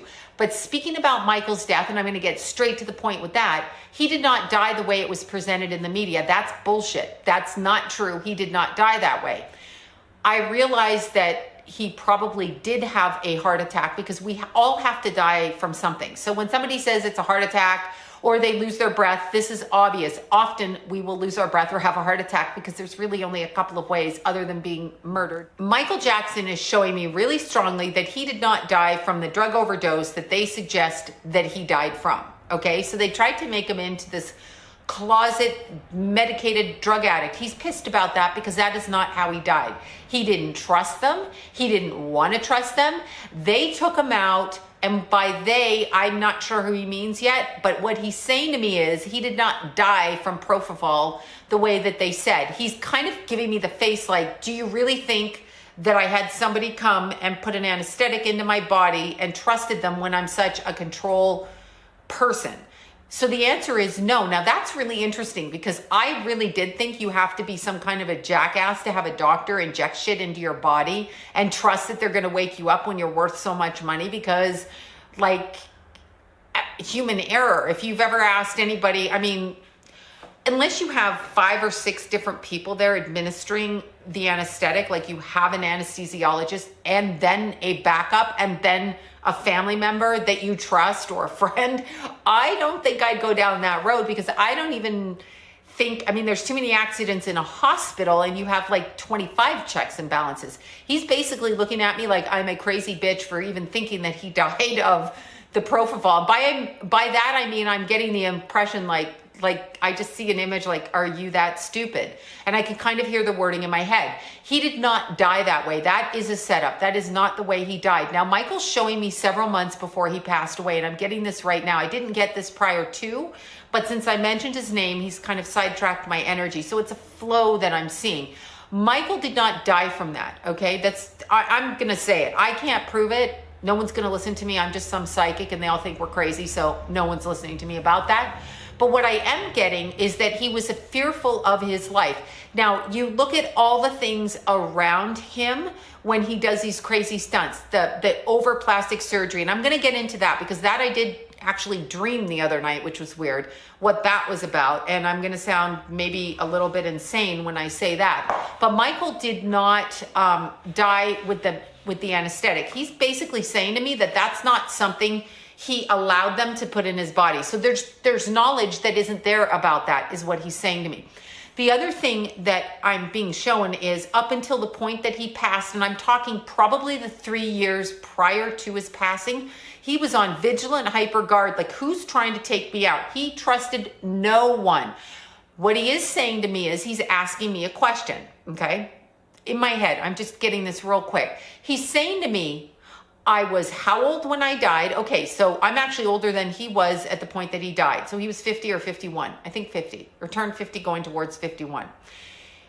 Or 51 going towards 52, whatever. So I know the kind of energy I have, and I am a very hyper person, okay? And if you get coffee in me, I'm even more hyper, and I'm sure if I did some kind of speed pill, I'd be even more hyper. I'm not going to do that. But if I did, I would be. Now, he's asking me to think reasonably, and I get this really strong. He's saying think logically. He's saying if I'm going to do 250 shows or 1 show a week for 52 months, I forget which it is, but he's showing me like the calendar and a show. So all of these shows down the calendar at his age, in his 50s, with his health, and his fragility is the word that I'm hearing coming through. Although, I mean, he was always skinny, but I thought that was like a girl thing, like how girls want to be thin and dancers want to be thin. I thought it was like that. But he's actually asking me to think about him being a fragile person, and that fragility being able to perform all of those shows. And then I see quiet. He's asking me to think, and I see paperwork. He's asking me to ask you guys who would benefit from him not doing those tours and not being able to perform. Who would benefit? He's saying who would benefit. So there was insurance on Michael Jackson, highest paid performer. He was going to go out and do those shows. So he's asking me to look at the people that booked him on those shows, and he's asking me to look at the insurance company. And if I remember correctly, and I'm not sure that I do, but I want to say Lloyd's of London. He's asking me to directly go to the insurance company. The paperwork between the company that hired him and the company that insured him. And he's saying to me, do you think I'm going to take propofol on purpose after signing that document? And then he takes my mind right to his mother and says, my mother speaks because she doesn't have access to my money fully. So when you're listening to Katherine Jackson speak, she is speaking from the perspective of being someone who had a child that was a huge money earner that she doesn't have access to his money. I don't know why he's pointing that out right now. Maybe he's trying to say what she says is based on the fact that she may not get money if she doesn't say what they want her to say. I'm not sure really exactly what that's about, but he points over there and then points over here. Okay, so Katherine Jackson's here, the children are here, the other family members are here, okay, as far as I see them. So everybody's in separate places based on where they fit and based on their position within the financial system that is Michael Jackson. So here's the other thing, right? This came out 6 years ago. Now, when we were watching Michael Jackson, The Sacrificed, we also came across the fact that in 2018, that was when the big deal with his estate for $250 million happened, on top of the Pepsi cans with Michael Jackson came out that same summer. On top of the gentleman Dave actually passed away, which we came up with the theory then the real Michael Jackson didn't pass away in the bed. The body double got away, and he actually passed away in 2018, which, like I said, it's kind of eerie that she would get this energy reading in 2018. Basically setting it up to me to show me, oh my gosh. Okay, I hear this as well, and I'm going to say this, and y'all are going to get pissed off at me because I'm going to sound like a racist bitch.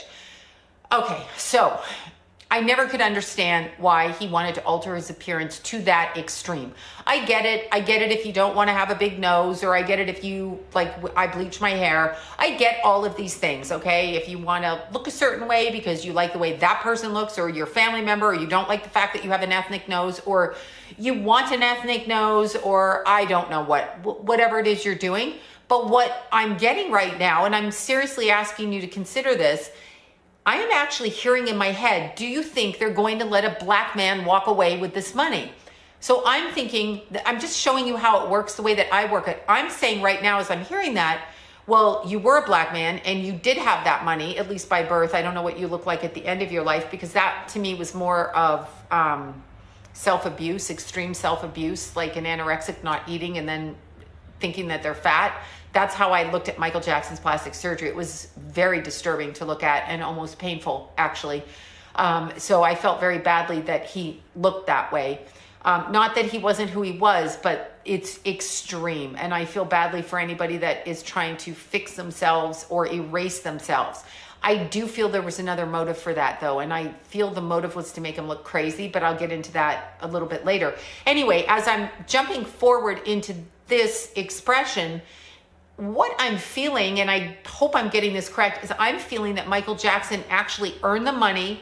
He made the money, and at the end of his life, when he was not going to, this is how he's making me feel, I was not going to be able to live up to those performances that they had sold tickets on, and they had propped me up, okay, and they had made you believe that I was going on a world tour, the last world tour of Michael Jackson. It's almost sarcasm, as if he's rolling his eyes. He's basically making me feel, do you think they were going to let me have that money? So the answer is, why didn't you have a will? This is me saying in my head, why didn't you have a will? And I'm hearing, I did have a will. That will was removed. So Michael Jackson had a will. The will was shifted after his death.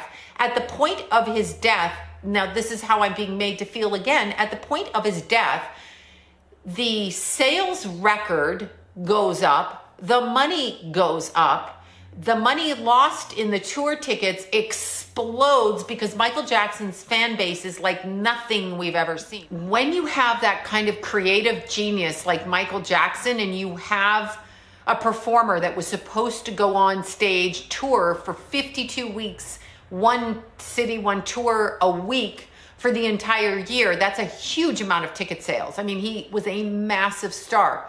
So to know behind the scenes that you've announced that and that you can't live up to that, the machine, as he puts it, was invested in continuing the money flow generated by his name. What better way to do that than to have him pass away? And as I said, about 6 months prior to his death, I picked that information up. I actually heard it from a voice outside of me, which means it was already in the works. So when I pick up the energy around Michael Jackson, suggesting that he was watching who was around him and he was like in fear for his life, so to speak, like he didn't trust anybody around him. And he's even pointing to his parents, like, I trust them, but not enough to let them around me.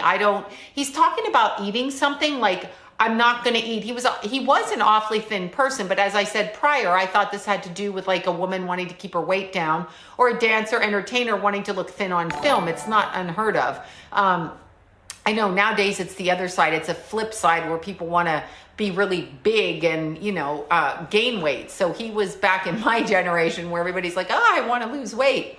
But all of that aside, he's showing me that he was afraid to eat. It was about the food. So when you see him he's showing me, remember all those weird TV things where they tried to make him look crazy and he was wearing blankets over his head, his kids were wearing blankets and Blanket was wearing a blanket? He's basically showing me he was doing this to block them from being able to tell what he was doing. So the crazy persona was in a response. He's not crazy. He's actually... So, the Moa Island Grooves, thank you for your subscription. Thank you for subscribing to the YouTube. We're trying to hit about 7,000 followers. Hopefully we hit that before the end of the month. If you guys would like to donate to the podcast, of course, the Cash App is Chill Murray 1, or you can use the PayPal there, the G-Class Music Group. We do try to hit a $50 goal each week. It only goes to helping me getting back and forth to work and just continuing to do this. I am at a time of just kind of needing it, but like I said, anything is helpful if you guys do want to help, or if not, it's fine. But thank you guys and God bless y'all. Actually not crazy. I always thought that he was a little bit off because of the celebrity, but that's not what I'm feeling right now. Now, it's really interesting because I go right back to early childhood again and the control that he endured. And I'm flipping right from the point of his death back to early childhood. And I'm going back to the point in his childhood where he's showing me that he was, in fact, abused on all different levels, sexually, physically, mentally, verbally. But he's showing me all of the kids standing in a line. And when you show me that and I see their faces and they're looking down and I see the face of shame, I know that it happened to all of them equally. He's also showing me that his sexual predilection was partially formed in early childhood with what he witnessed his siblings doing. So there's some kind of sexuality that was introduced to him at an early age. I believe he's saying through his brothers, so the observation of it, but he wasn't supposed to be watching. So I don't know if he spied on them or it was like deliberate, it was happening in front of him. Now, when I ask why his mother didn't stop the abuse, I'm being shown that this was something that they believed should happen in order to structure the family. So I'm seeing this as a family structure, as in this abuse took place, the mother knew, but it took place based on, like, this is what we do in order to achieve a successful family. This is how we respond. This is how it happens. Something always made me wonder, did something also happen to Jermaine? I'm pretty sure I'm not the only one that thinks that, but I've always wondered, did something happen with Jermaine and his pops? This is what happens. I would almost say that it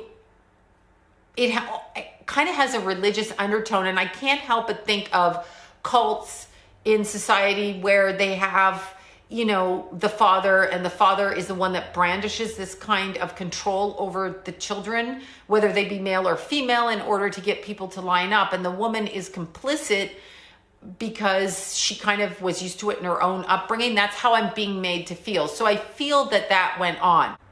So I'm asking Michael about the child abuse allegations, and I'm talking about it, and it feels like he's going to be more than open about his experience about this. And again, he shows me that accordion paper with the many different faces of Michael Jackson. And he's showing me, immediately I go to that interview that they did. I guess it was included in the documentary, but I believe that I saw it not connected to the documentary years ago. It might have been in the 90s. He goes right to that one documentary where he's with Martin Bashir, and he's saying, I would never hurt a child. One of Michael's personalities, the way that he's showing me on the accordion paper, is exactly that. There's a feeling of like, I am this person, I am not that person. And I feel very strongly like Michael was not always in control. This is no excuse. I'm not making an excuse. But I feel like he wasn't always in control of what was happening and what was going on with him. So it's interesting. I feel like I'm looking at the plastic surgery connected to the abuse allegations, and I'm feeling like every time he changed his face, there was an attempt to get back to who he was. So I almost feel, and I'm going to go out on a limb here and say this, I feel like Michael Jackson was actually, through childhood experience, through abuse himself, and through some kind of hypnotic manipulation, which he didn't have full awareness of, I feel like different hypnotic personalities came out around him. So when I'm looking at the energy of Michael Jackson, I feel like there were so many different facets to him, like the accordion I was showing you, how the personalities moved in and out. Just like if you pulled a paper that was folded with different little pictures. Remember when you were a kid, you would do that? Okay, I feel many different personalities with Michael Jackson. What I'm going to do is I'm going to do a follow-up video, and I promise I'm going to do a follow-up video. And I'm so glad when you guys tune into my channel. It's like the best thing ever. But I'm going to do this. But I have that follow-up video already here, so no need to worry. Hi everyone, I'm Sloan from SloanBella.com, and I'm back with video number 2 on Michael Jackson, the channeled video series on the child superstar, adult superstar, and probably one of the biggest worldwide entertainers of several different generations. Now, I know I'm back sooner than later with the second video. It was kind of interesting because I was uploading the first video last night to YouTube, and as I was sitting, I was actually in my room and I was sitting there on my computer and I was, you know, just putting a little description down, and I felt somebody peering around the corner of my bedroom door. So I looked and I thought it was one of my kids, but it didn't look like them, but I just automatically think that's who's going to be peeking around my door.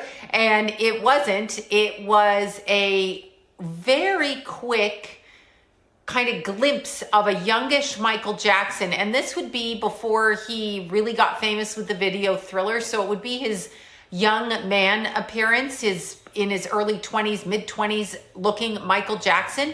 And his hands were on the door and he peeked around like this. So he was peering at me, and it's almost like I could telepathically pick up that he wanted to know if it was okay for him to talk to me. And that's really a weird thing to say because I'm not really talking to him, it's a telepathy. So it is something that's placed in my head where I get the feeling like you should look up now who's standing in the door, but I really did catch a glimpse of him. And what he was putting into my head was I mad at him or was I willing to talk to him? And that's really interesting because I'm thinking to myself, I don't know you. I don't really know anything about you on a personal level other than what I've read. Why would I be mad at you? I mean, I might not like what I've heard in the media, but why would I personally be mad at you? It makes no difference to me. You're you and I'm me, and I don't really know you. It's not like you're really literally my child. So notice how she also said his younger version. So think about, almost, if you want to put like an image to it, think of a young beat of Michael Jackson with the red jacket. versus the older Michael Jackson before he passed. The older Michael Jackson before he passed was the one talking to her in the first video, versus this one is like the young innocent one. He kind of peered in like that, and he was giving me the okay to step forward. So through the night, and as I got up this morning, and as you know, before I actually do a video, I will go out and run to get my information. Sounds weird, but it's what I do. It's how I meditate. It's what I do every day. It's my discipline. It is how I ground my energy and how I focus. It's an important part of who I am and something I've done every day of my life since I was 6 years old. So for a very, very long time. Michael Jackson's energy distinctly came through to me as in two different split energetic forms. So there's a split in his energy, and that's the first thing I want to try to describe, and I hope I'm going to do it justice. I'm going to try to describe the split energy I saw around Michael Jackson. It's almost like it was a twinning energy. What he was describing to me is that he was outside of his body quite a lot. And when I asked him what that means, and again, I'm speaking in a telepathy. I'm asking questions in my mind, like when you walk through, you know, your daily life and you walk through a party, but you don't want to say something out loud, but you're thinking to yourself, like, why is this person doing this? Or why is he doing this? Or she doing that? That's what I was asking in my head. What do you mean by this? And the understand. It sounds like the psychosis and the MK Ultra mind control he was going through when he was a kid. That's what it sounds like to me. That I got from him, it was kind of a feeling that washed over me. Now, his life started to change and was severely altered when he was about 9 years old. This is where I went in my mind. And from that point on, his happiness and the way that he showed me happiness was being free to sit outside in the sun and feel the sun on his skin. That's kind of how he was describing being happy to me. Just being able to sit, and he was showing me like a cement driveway, and he was drawing on the driveway with something, and it was just like a moment where he was a typical kid. He was about 9 years old, and the sun started to come out, and he could feel the sun on his arms, and that he really enjoyed. That was a feeling of happiness. After that point, I don't see the same happiness, and he asked me to look at his eyes. He said, look at the eyes. So the eyes were different throughout his life. Not from plastic surgery, but the look through the eyes was different. And as I asked him what it meant to be split into two different people, he began to describe that before the video Thriller came out and he reached that epic level of fame, like that huge famous point in his life, he began to feel like he was outside of himself. So he was showing me him, Michael Jackson, that we saw on camera or on TV, wherever, in concert. And then he was showing me him in spirit. And he said, I walk alongside myself. So I thought for a minute, did you die at some point? And I don't know, they take you and make a body double of some kind, and that's what it was. And I'm not sure if that's what he was trying to say, but he was definitely showing me his energy outside of himself. What it reminded me of is when a woman gets pregnant and she's carrying the baby I will often see outside of the physical body. And it sounds like at the point where, and crazy enough, we've been talking about this a lot now, even with Kai Cenat. Sounds like at the point where in Arizona Wilder, we talked about it with Princess Diana, the point where they took his soul and had made the body double with it. Till very late in the pregnancy, if not like the final day before the mother is about to go into labor. But I will see the spirit of the baby around the pregnant mother, not necessarily internally. Like I won't see it through her energy field. I'll see it walking with her energy field. And that's the impression I got from Michael Jackson. Now he's explaining to me, it's interesting because I want to go into the child abuse allegations with him and I want to feel what that is. And let me just preface this by saying, if you have a child that is in the entertainment industry and you want that child to be a Michael Jackson or a famous actor or whoever, and you want them to do it and you start them off at age 5, 6, or 7, he's kind of saying you're going to take the sunshine out of their life. Like you're going to ruin the childhood memories for them. And what's really interesting about it is I'm feeling a lot like the parents that were involved. And I'm not talking about the people in the recent documentary. I'm talking about all the other children that came before him. What Michael's making me feel like is he himself, and I can see where the confusion is between the people that know and love Michael Jackson as an entertainer and are ferociously fan-based and will defend him at all costs and call you crazy and say that he was an ultimate spiritual being. And then there's the Michael Jackson, the human being. And then there's the Michael Jackson that isn't the real Michael Jackson that lives inside the Michael Jackson, which sounds insane, but that's kind of how I'm feeling it. So what I want you to understand is that the Michael Jackson that I'm seeing that peered in my bedroom door in a very shy way is not the man that would hurt children. That person is very shy and very reserved. And he's basically showing me that he was thrown outside of his body energy field just before the time frame of Thriller. Now, if I'm correct, and I actually didn't look this up before I came and did the video, I should have, but I believe Thriller hit its pinnacle at about 1984. So I'm assuming he's talking about prior to that, maybe 82, 81. I'm thinking it was 83, 84 Thriller came out. It may have been earlier. If it was, go back a couple of years to that, and he's showing me that he stepped outside of his energy field. So he was no longer in control of the physicality of the body, which was what I was picking up yesterday when I was sort of trying to pry into why you would do that to your face. What was that plastic surgery about? Nobody does plastic surgery like that, even if they are a Virgo, and he was a Virgo with a double Pisces rising and moon.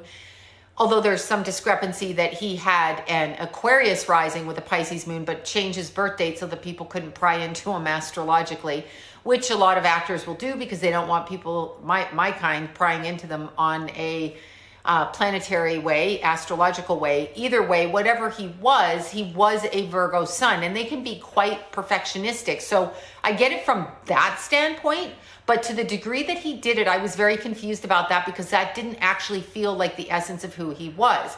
And what he was showing me is there were some insecurities about his look, the darker skin, the way that his nose looked, but he wasn't completely unhappy with the way that he looked. Like, he didn't look in the mirror as a kid and go, I'm an ugly kid, I've got to fix all of this stuff when I hit adulthood because, you know, I'm hideous. There was none of that. He had the normal insecurities and probably the insecurities of being, you know, a young man, a child growing up in entertainment with people critiquing you all the time, those insecurities. But what I'm being shown is he was constantly doing plastic surgery after he started doing plastic surgery, which he didn't agree to. So I'm not sure what happened there, but he's making me know that he didn't agree to the initial plastic surgeries. They were sort of forced on him. And I almost am believing that this is somebody, talent manager, agent, saying you need to look like this or you need to change this, like they did with the actors back in the day when they told them they were too heavy or they were too whatever, and they would have to fix themselves. I feel like it's something like this, but he's going on it in a little bit more of a sinister way. So he's saying that when he talked about the skin disease that he had and those things, that wasn't actually true. They kept forcing him into plastic surgery to hide who he was. So there's something going on with him where he's distinctly two different people. There's at least two different people in there. And I'm feeling like one of them is a... What he's trying to say, what he's trying to say is the Vitiligo was bullshit. He didn't get vitiligo. And people with real vitiligo have different spots all over their bodies. They don't get their whole entire body necessarily covered with it, unless you're albino. And Michael Jackson was an albino. Trying to say that what ended up happening was he got injected with something that gave him that vitiligo, and which forced him to have to get the plastic surgery over and over and over and over and over again to the point where he looked like a white guy, or should I say looked like a white woman, if you get what I mean. Decent person on a soul level, because that's the person I'm communicating with.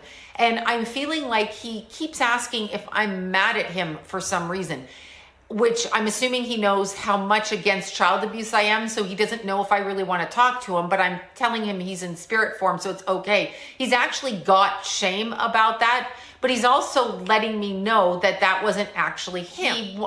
Michael wants to know if I'm okay talking to him, if I'm mad at him, and I'm assuming that he means it's because I'm, as most of us are, highly against child abuse and highly against abuse of power with a child, sexually abusing a child, beating the shit out of a child, whatever it is. He didn't do that, But what he's saying to me was that a lot of pedophiles will tell you when they get caught, it wasn't me, I, was abused as a child, I had these issues.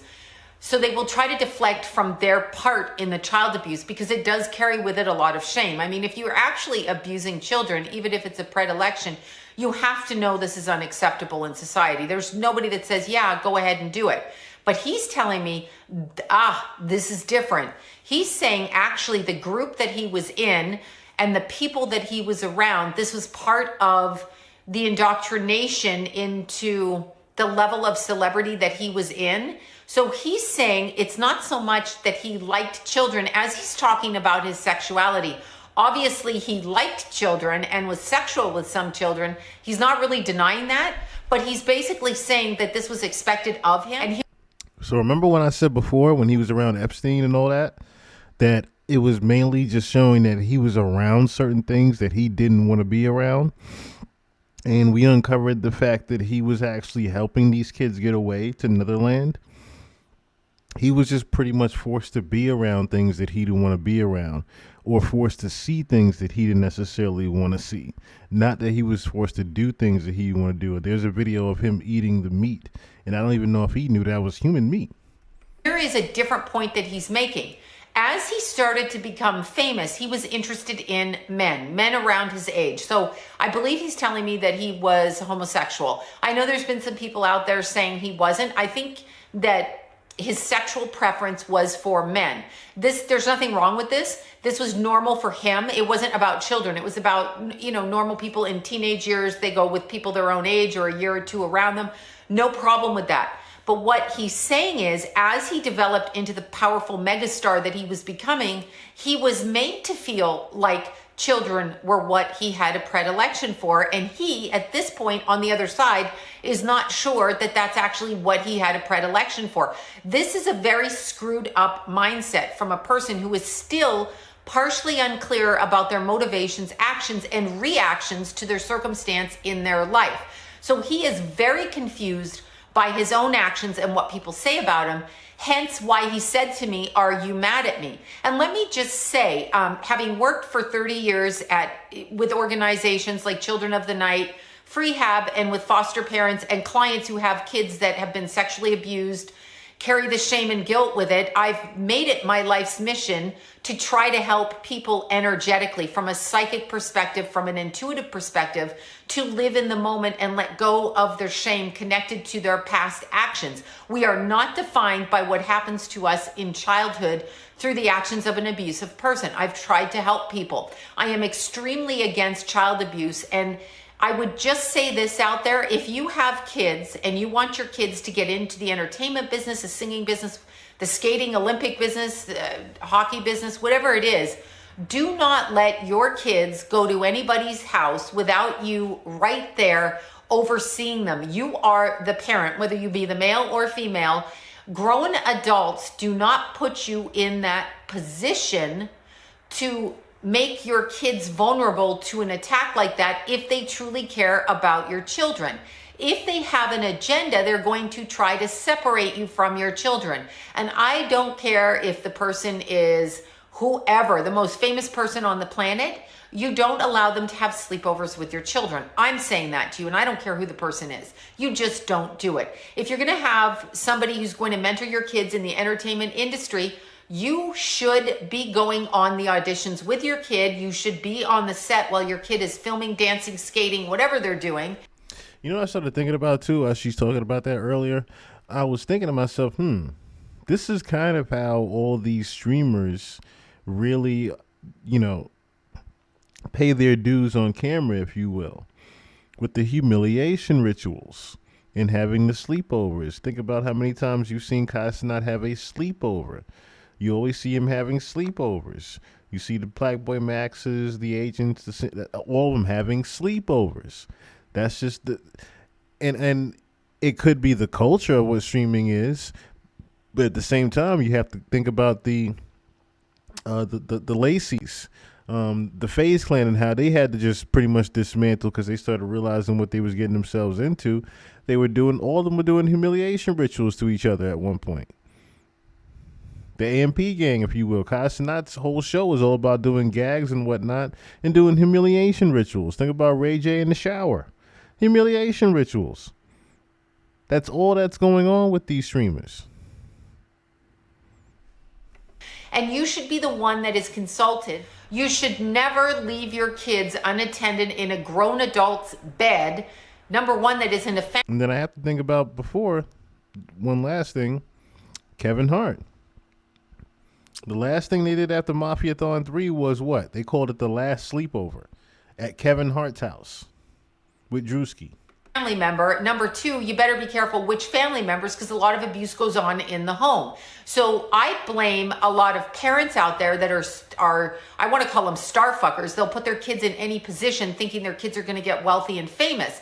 Now, this is where Michael kind of cuts my energy off. I had to start my camera again because he keeps making the camera blur in and out. I've got it on a completely different setting. It just moved right there. Okay, I'm trying not to look at it because it's making me crazy. But so I have to keep starting and stopping the camera because his energy is kind of meshing with it. But what he's basically saying to me is it wasn't his intention to put anybody on a spiritual level in a position to be seen in a way where he could have violated them. He recognizes that in a metaphysical, spiritual sense, that if you truly love children on all levels, you don't put them ever in a position to be seen as a victim or even to be seen in an inappropriate action with an adult, even though most people wouldn't blame the child. You don't allow their soul to be seen that way.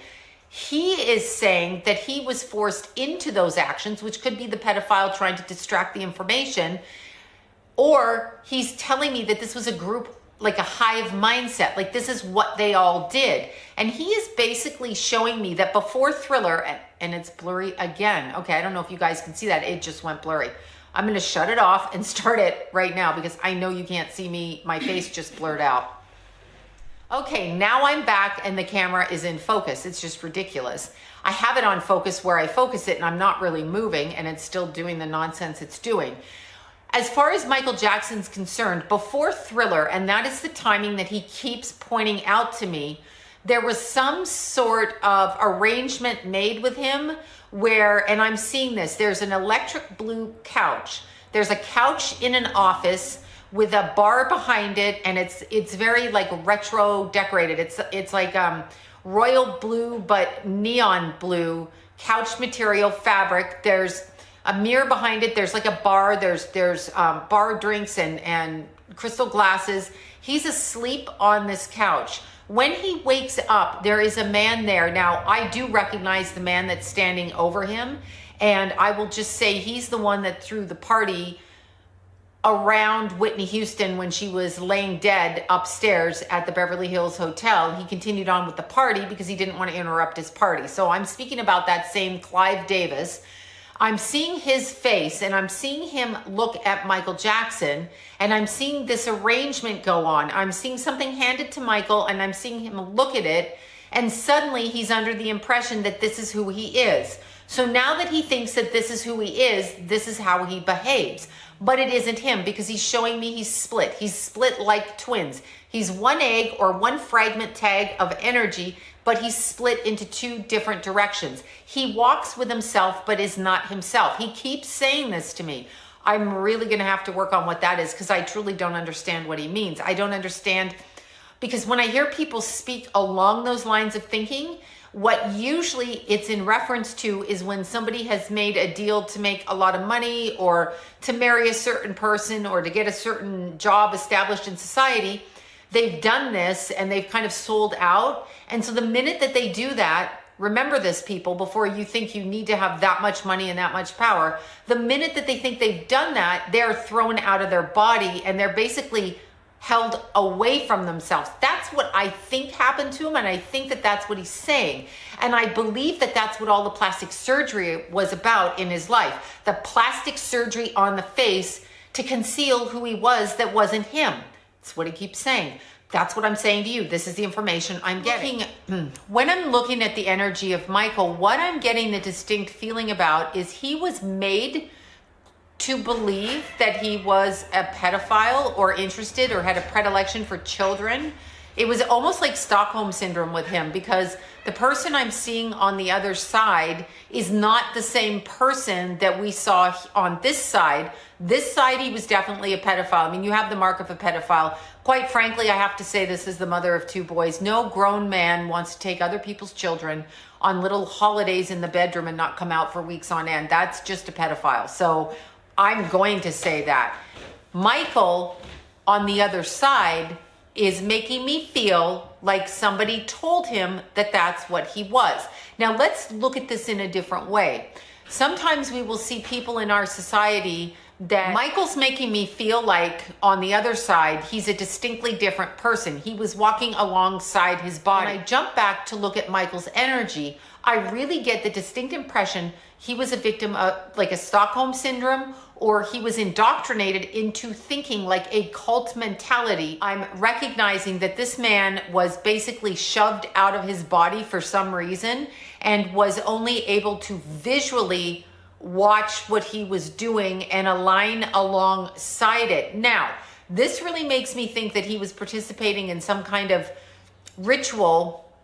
You have to give into the fact that there are rituals that people can do in order to gain power and in order to metaphysically enhance their life, things that we don't know about. And I'm going to just ask you to entertain that idea. Doesn't even really matter if you entertain that idea, they believe in that idea. So when people believe that they're doing something in order to gain money, power, and fame, or their family does it for their kids to gain money, power, and fame, that's exactly what's happening. And the problem is a lot of people don't think it's real. And when they find out it's real, they end up shoved outside of their body because they basically align themselves away from the God source or God energy, and they're not able to connect with the body.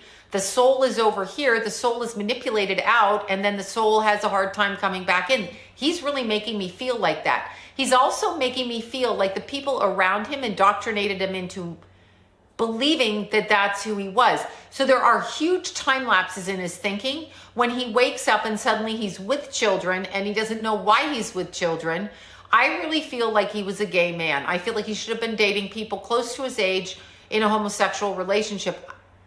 That's what I get from the spirit energy I'm speaking to, but from the person I observed on earth, quite a different tale that tells. I will also say the shy person that came to me last night is entirely different. The power that Michael Jackson had on earth made him quite a controlling person, and I see that. He also wants to talk about his children, and I'm going to do another video on that as well, but let me finish first with, and by the way, his daughter Paris is not crazy. She's not really suicidal. I'm not saying she isn't suicidal, but that's not really what's going on. They keep saying she's suicidal to shut her up and distract from what's going on. I'm not saying she hasn't thought of it. She's a teenager. She comes from a very public spotlight family, but that's not really what's going on. He's very aware of that, and he's with her in that journey. He does have love for his children in a non-perverse way. Like, he actually loves his children. What I'm going to say about the plastic surgery with him is interesting. He was trying, when he was lucid and around his body and felt like himself, he was trying to make himself look like himself the way that he recognized himself, but he never could get back to seeing himself the way that he was. Cherie Purnell, what's going on? West, y'all. Yes, y'all. This is what he's showing me. So it was very confusing for him to live looking at himself the way that he looked at himself, because it wasn't how he recognized himself. And people kept doing this surgery, sometimes against his will. As he tried to become himself, they tried to pull him away from himself. This really sounds like a spiritual struggle going on. He definitely made some very, very poor choices for himself. But if you think for 1 second that he went off this planet the way that they describe, you are wrong. And I will be back with another video. And once again, my name is Sloan from SloanBella.com. Okay, so, and the thing is, I didn't necessarily get, now that's maybe the only thing I'm not going to say I totally agree with her on. That could be what she channeled, because like I said before, we all are very aware that the spirit of Michael Jackson, it was very tainted with the MK Ultra at a very young age, the different things that he unfortunately had went through. We don't necessarily know what happened to Mike mentally before he passed. I'm not sure necessarily. I mean, you have certain, some people probably have their own assumptions on what she was saying about him possibly being homosexual, but we don't necessarily know on that one. That one could have been very behind the scenes. And like I said before, he could have been very much forced to do things that he didn't necessarily want to do. And as she said before, it was because he was made to believe that was how you maintain the power, gain the money and the power and the fame and the riches. He was made to believe that that's how you obtain these things, as most of these celebrities do, of course, as well. So without further ado, now we can finally get into that album cover, because there's a lot of different things that was in that Dangerous album cover. That heavily talked about Dangerous album cover. Okay, this will be a video about what is possibly the most mysterious album cover in the history of the music industry, and that is Michael Jackson's Dangerous album from late 1991. And this album cover is just weird. There's really no other way to put it. Just full of random symbolism and strange imagery, like really odd things like hybrid animals, a whole bunch of Illuminati type symbols. Macaulay Culkin is randomly thrown onto the album cover. And there's always been a fascination with decoding this cover and what it all means. And some of these interpretations are really interesting. Some of them are very far out there, just kind of wacky. They range from Michael Jackson was making a statement about the entertainment industry, or trying to expose the Illuminati or the bad things that go on in some of these secret societies. So I figured I'd just run through all the various images on the album cover and talk a bit about what people have speculated it all means. It's such a random assortment of images. Michael Jackson was clearly trying to say something here or make some sort of statement, and it's kind of fun just to try to figure it all out. So we'll get into it, and I'll actually first talk about the artist who created this album cover. He's a really interesting guy. His name is Mark Ryden. He's a pretty famous artist, and to say his artwork is weird is an understatement. Most of his paintings are just totally bizarre. Here's one of his paintings with 3 girls having tea, and on the table are miniature babies in a nest. Here's another one of what appears to be a carrot with human characteristics giving birth to a stuffed animal. Here's one of a baby being pulled in a buggy by a giant mutant bug. There's more strange images here. The one on the right shows Jesus riding a bike with a bunch of wounds all over his body, and he actually has a number of pretty disturbed meat. There's all these random paintings with uncooked meat in them. Here's Abraham Lincoln and a little girl in a meat shop with a bunny rabbit as the butcher. Here's Abraham Lincoln juggling a bunch of meat. Here's a child running to a truck selling meat that's being driven by a skeleton. Here's more meat and even more meat. And if you remember when Lady Gaga wore a dress made out of raw meat to an awards show, it was said that her meat dress was inspired by this painting of Mark Ryden's on the left. And obviously meat is just weird, especially painting meat with children. A lot of different ways you can... Was always trying to tell you about the human meat inside the album cover. Ain't that something? This album cover reminds me of Marvin Gaye in Our Lifetime album cover with the Illuminati symbolism. It's crazy how many different album covers had Illuminati symbolism back in the day, and we just never paid attention to it. Interpret that, but he's never really said why he paints meat. He just kind of leaves it up for the audience to interpret. And the answer he gave in this interview here is kind of typical of the type of answer he gives. He was asked why he paints meat, and he said, "I don't really have a concrete answer. A few years ago, late one night, the distinct smell of walnuts in the air broke my concentration. It was very quiet. A strange breeze blew through my studio. I suddenly became aware of something on my shoulder. Surprisingly, I was not startled to find a wee Abraham Lincoln sitting on my shoulder. We looked at each other for a moment, then he very softly whispered in my ear, 'Paint meat.'" And he gives answers like this for pretty much everything that he paints. He just never really explains the strange things in his paintings and says that he wants the viewer to interpret it however they want to. So that's the interesting thing about this Dangerous album cover he designed, because he's never really said what it means, and Michael Jackson has never really said what this imagery means either. So all you can really do is speculate, and a lot of people have done just that over the years. There's just a ton of websites and blogs that have tried to analyze what this imagery means. And like I said, some of the interpretations are really intriguing. Some of them are pretty far out there, but I figured I would just run through all the strange imagery that's depicted on this album cover and talk a bit about the theories and explanations for what it all means that people have come up with over the years. So we'll start from the bottom and go upwards, and in the lower left-hand and right-hand corners here are 2 of the strangest aspects of the album cover.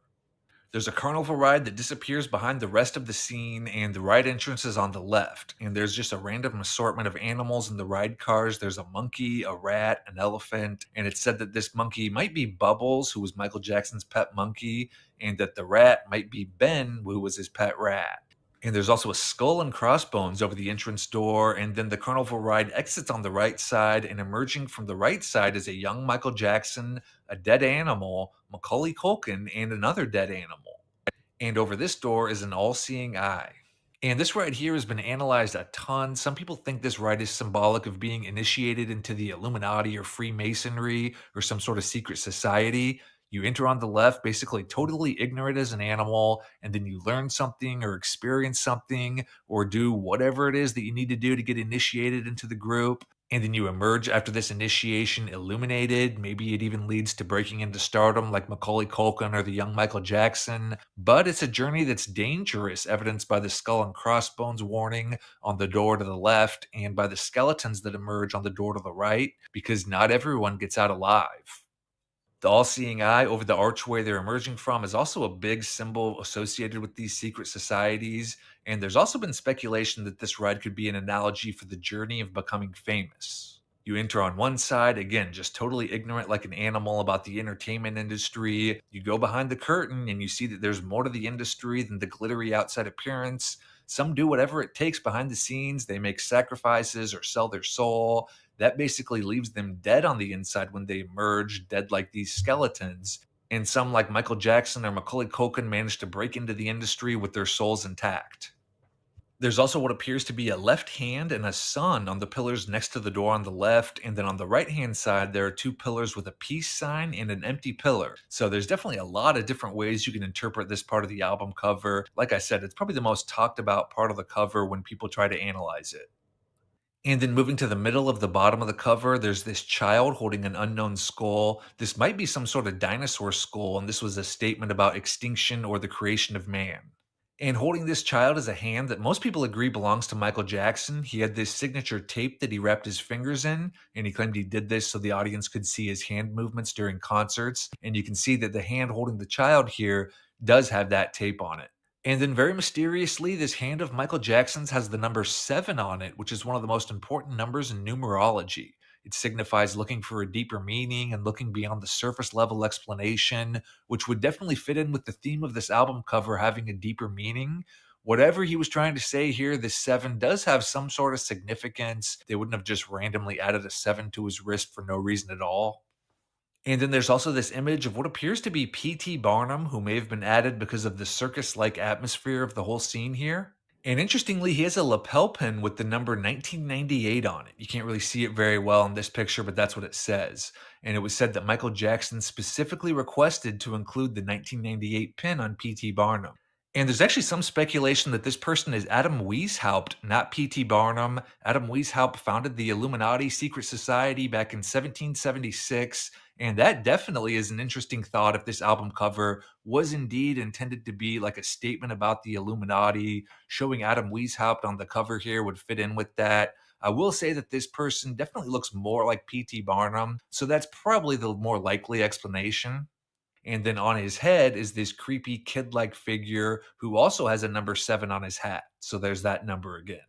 And as you move up the album cover, there's this scene depicting a very barren, industrial-like, almost wasteland of a world, very dark and gloomy. And it appears that this wasteland... Now, the 7 we broke down in the sacrifice video. The 7 was in representation of also his love for Diana Ross, I believe. You know, the infatuation with the number 7, because he even had like a shrine of Diana Ross, and it had the 7, and he had the jacket with the number 7s on it. I do remember that with the sacrifice video. And world is actually behind all this other stuff that's shown. There was more of a spiritual meaning behind the number 7 as well. Here, not a part of it, like all this other stuff is a mask concealing this factory-like world. People have speculated that this world is a window into our future, and there's also a globe in this wasteland, but it's upside down. So maybe this is Michael Jackson telling us that the world is far different than what we believe. And there's also this conveyor belt type thing that's leading into the globe with symbols for rockets and guns and nuclear energy and particles on it. So this could be Michael Jackson saying that violence and nuclear energy and the things that are on this conveyor belt are feeding into a dark future for us. And then right above this, there's this group of animals, and there's an elephant in this group that has the number 9 on its forehead. So that's another number that's just kind of randomly thrown onto the album cover. In numerology, 9 means wisdom and humanitarianism. And then this elephant also has one of its tusks broken, which could be symbolic of animal abuse or that they're being harmed in nature, because that was an issue that Michael Jackson talked about a lot. And on either side of these group of animals are a dog who appears to be some sort of king and a bird who appears to be some sort of queen. Again, it's pretty random and strange. And these two paintings seem to be based on an old painting of Napoleon for the king and Queen Elizabeth II for the queen. And bringing this into current times, Elizabeth II is the mother of the disgraced Prince Andrew, who's been in the news a lot lately for his close relationship with Jeffrey Epstein. And some have speculated that the Dog King is actually a depiction of the Egyptian god Anubis, the half human, half dog that you see a lot in ancient Egyptian art. And he was said to be the god who determined whether a deceased person would get into heaven or hell. And they also speculate that the queen bird represents Horus, the Egyptian god with the falcon head. Horus donated his eye to his father to restore his sight, and this is where the all-seeing eye comes from that you see in this album cover and in Illuminati images and in a lot of other places too. And there's also some interesting things surrounding the king and queen as well. Underneath the bird queen's robe, it's revealed that there's a bunch of mechanical gears as if she's a robot. And the interpretation you'll commonly see for this is that it's a message about how world leaders are basically robots. They're told how to behave, told what to say, they're just totally controlled. But how we already know that that wasn't the real her, and that's pretty much just a shell. It's a vessel for the reptilian that she really was. And there are two smaller birds here that are pulling back the queen's robe to reveal this machinery inside of her. And above them are these spirit-like entities who appear to be flying down towards the birds that are pulling back the queen's robe. And one interesting explanation for this is that these spirit-like entities are fallen angels, and they're being used by the queen to prevent disclosure of what's really behind the veil. So these smaller birds are attempting to reveal the true nature of the queen to the world by pulling back her robe, and the queen is using these fallen angels to swoop down and stop them, which would definitely be symbolic of someone trying to expose the elites or maybe expose the corruption going on in the world and being prevented from doing so. And right underneath the bird queen, there's also what appears to be Adam and Eve inside a glass bubble. And what's interesting here is that the bubble is connected to the body of the queen by a cable, as if the queen is being powered by this glass bubble, like she's harvesting energy from it or getting her power from it. There's many ways to interpret this. Most explanations are that it either symbolizes the elites harvesting energy from man and woman, or that the control that this ruling class has over society is powered by people's either belief in the elites or their ignorance about who they really are. Next to that is a half white, half black boy, probably a reference to the Michael Jackson song Black or White, which was on this CD. And then the Dog King is surrounded by a bunch of children and angels, and he's also flanked by this pretty creepy hybrid flying monkey creature with wings, and it's wearing some sort of African tribal mask. There's speculation that this is some sort of demonic entity coming to corrupt these angels, and people have also said that this could be a depiction of the winged monkeys from The Wizard of Oz. And in the movie, the winged monkeys were servants of the Wicked Witch, who was the ultimate evil. So this monkey on the cover here could be symbolic of demons who either serve the witch or serve Satan by corrupting people. And then lastly, way at the top of the album cover is a monkey being crowned by winged angels, and the popular explanation here is that it's Michael Jackson's pet monkey Bubbles again, who he was very close with. It could also be another statement about how kings are controlled.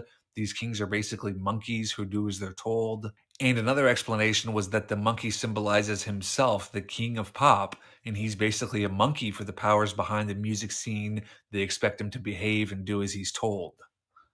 There are also two white elephants at the top of the album cover. White elephants, you've probably heard the term white elephant before, but I'll just read this definition of what a white elephant is here. So it says a white elephant is a spectacular and prestigious thing that is more trouble than it's worth, or has outlived its usefulness to the person who has it.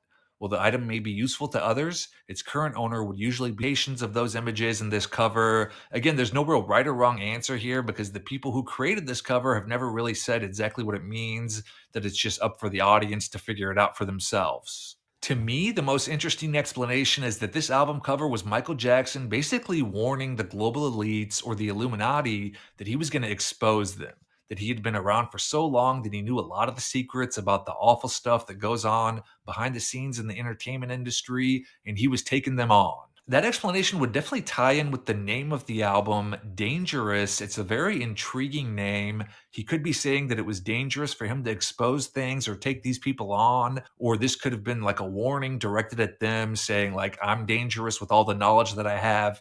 I can expose you. Obviously, we can't really ask Michael Jackson because he's long dead, or is he? That's a topic for another video, but he's either long dead or not in the spotlight anymore, so we really can't ask him what all this means. I will say that it's very interesting that the accusations of child abuse against him didn't really start until after this album. There was never any talk of Michael Jackson being involved in stuff like that in the 1980s or the early 1990s. It only started becoming a story about a year after Dangerous came out, and Michael Jackson always said it was an orchestrated attack intended to destroy him. So could it have been to prevent him from disclosing whatever he wanted to disclose? So think about that. This album, as he just said, this album came out right around the time that he called Tommy Mottola a devil and said that he had outsmarted everybody, and he pretty much was putting all of the he pretty much put all the symbolism out on this album cover, just letting you guys know all the secrets without pretty much telling you all the secrets, if you know what I mean. And another thing that's tough about analyzing this cover is that it's not even really known what parts of this cover Michael Jackson created or had input on. Mark Ryden had designed album covers for Sony Music before, and he claimed that's how he got the job of designing this Dangerous cover. And then a few years ago, he released 6 concept drawings that he came up with for the cover, and this circus-like scene was chosen. And then he spent 6 months refining it. He said Michael Jackson had a few specific requests of things to include. So he kind of makes it sound like he was more responsible for the cover than even Michael Jackson was, and Michael Jackson would just have suggestions here and there. But there's another interview here with this guy, Teddy Riley, who was a producer on this Dangerous album, and he claimed he helped Michael Jackson decide what to include on the cover. I won't play this clip here, but you can search for it online and find it easily. And this is part of the quote that's in this interview about Michael Jackson and the Dangerous album cover. He said, I was a part of designing the album cover. I saw Michael Jackson putting the collage together. He had shown me a bunch of pictures on the table and said, what do you think? Which one should be on the album cover? I was like, you remember that collage you were making in your room? That is the album cover. So basically he's saying that Michael Jackson had a collage of pictures and drawings that he'd collected and drew himself, and this Teddy Riley convinced him to have the album cover be this big collage with some of that included. So it's really even kind of a mystery about just how involved Michael Jackson was in creating this and how much input he had for the images on the cover. But this whole story of the album cover is just so interesting. I think album covers in general are just very fun to look into. I'd absolutely love to hear in the comments if you know of any other like mysterious album covers like this, or album covers that you think have a deeper meaning. Because I think there are a lot of covers like this where the artist is trying to say something. The Beatles' Sgt. Pepper album is the first one that comes to mind. It's very Dangerous-esque with a lot of random things going on. So definitely let me know in the comments if you know of any other mysterious album covers. I'd love to do a video of like the top 10 most mysterious album covers of all time, something like that. And then lastly, just wanted to give a big shout out to the subscribers on Patreon and the members here on YouTube. Thank you so very much for your support. Really means a lot. Truly, truly appreciate it. So thanks again. Hope you enjoyed the video, and we'll see you soon with another one. Okay, so I do want to share with you guys the infamous Panther dance that was at the end of the black and white video back in the day in 1991 that was originally edited out for a good reason. So let me see if I can put up a... Oh no, I can't get a real full version. I wish I could. Let me see. Can I get a full version of this?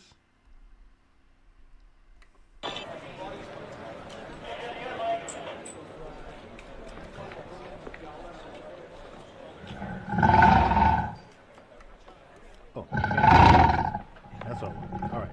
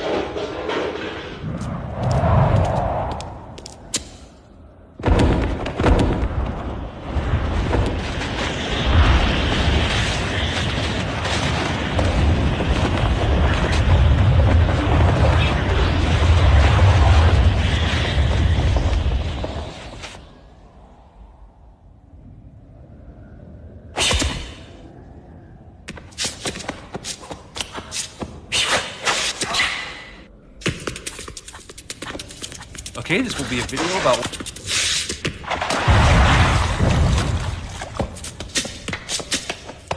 So what Mike was pretty much doing here, he was doing a dance to represent the freeing of his soul, in a sense. He was trying to represent he was free from the Illuminati and the control that they had over him. Again, this was 1991, around the time the Dangerous album came out in black and white. This is at the end of the black and white video. This video was banned and it wasn't shown anymore on MTV. As far as the end of the video, they always cut it off. But this particular dance was his fuck you to the Illuminati.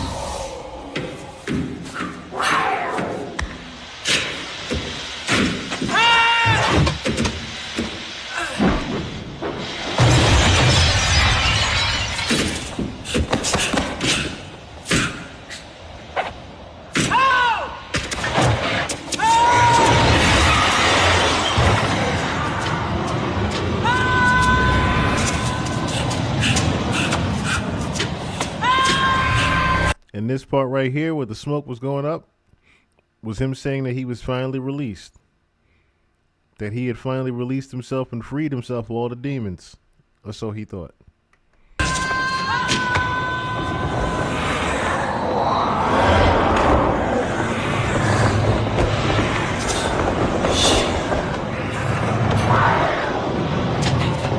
Notice it showed 3 times. The number of completion.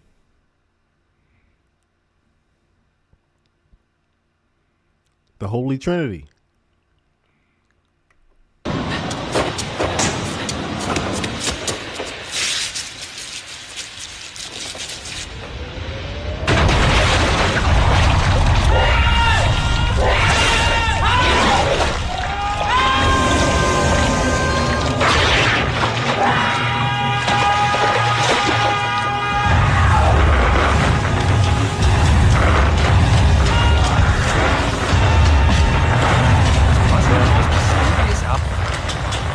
There's also a deeper meaning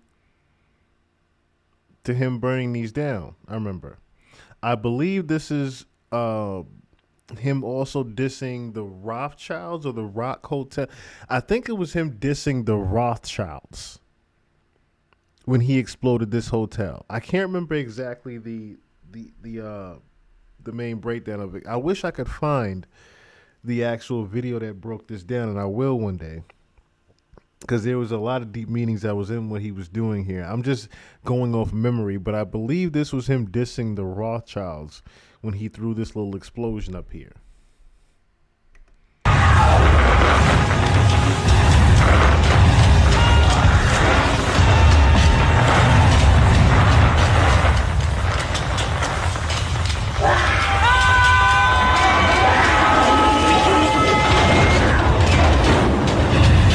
That's what it was. That's right. Because it said the Royal Hotel. He was dissing the royal family. So, like, remember how he showed in the Dangerous album cover, he had the royal family on the album cover? He was dissing the royal family.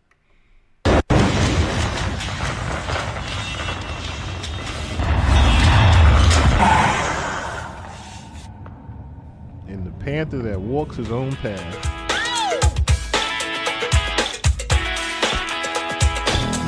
Turn off that noise! Chill out, homeboy.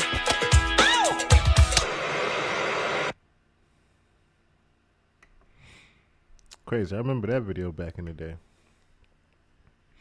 All right, what else did I have left? I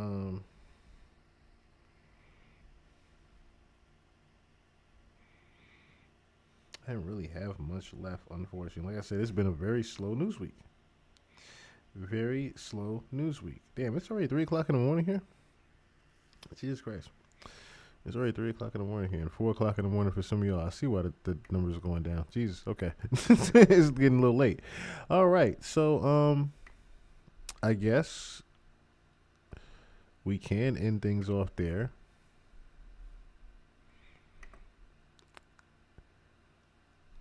And I'll be back tomorrow evening. We will figure something out.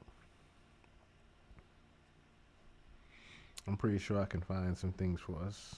If anything, I'll find that breakdown video again, as well as some other things.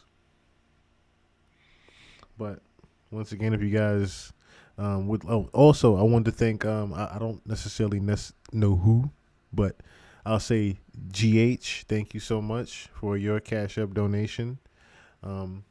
We are only $30 shy left of the goal. If you guys would like to donate to the podcast, the Cash App is ChillMurray1, or you can use PayPal, gclassmusicgroup@gmail.com. Anything is helpful. Anything is helpful. Anything whatsoever is very helpful. Like I said, I do thank you. I always say initials out of privacy, but thank you, GH, for your Cash App donation. I greatly appreciate it and love you guys all. I'm going to get on out of here, and I'll be back tomorrow evening. It'll be late evening again, but I'll be back tomorrow and Monday. And I will see you guys on the next one. I appreciate you all for coming in.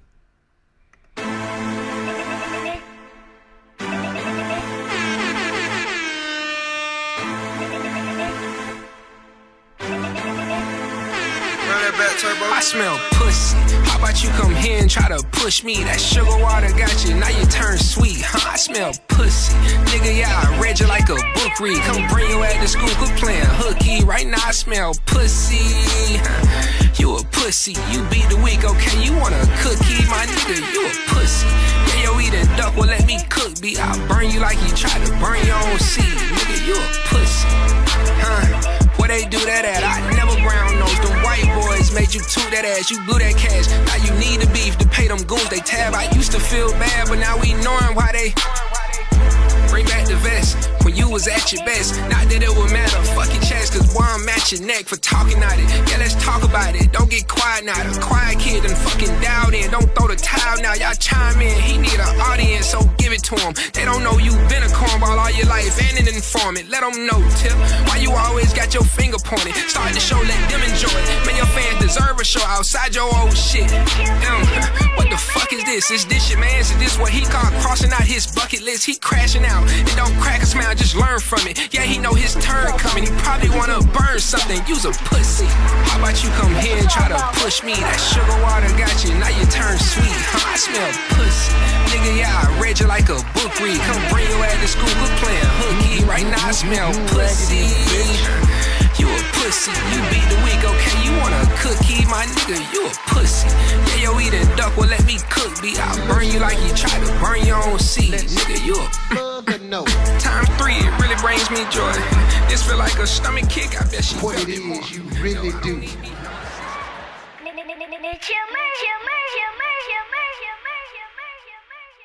A bullshit? A bullshit? A bullshit. A bullshit. Ladies and gentlemen, we got him.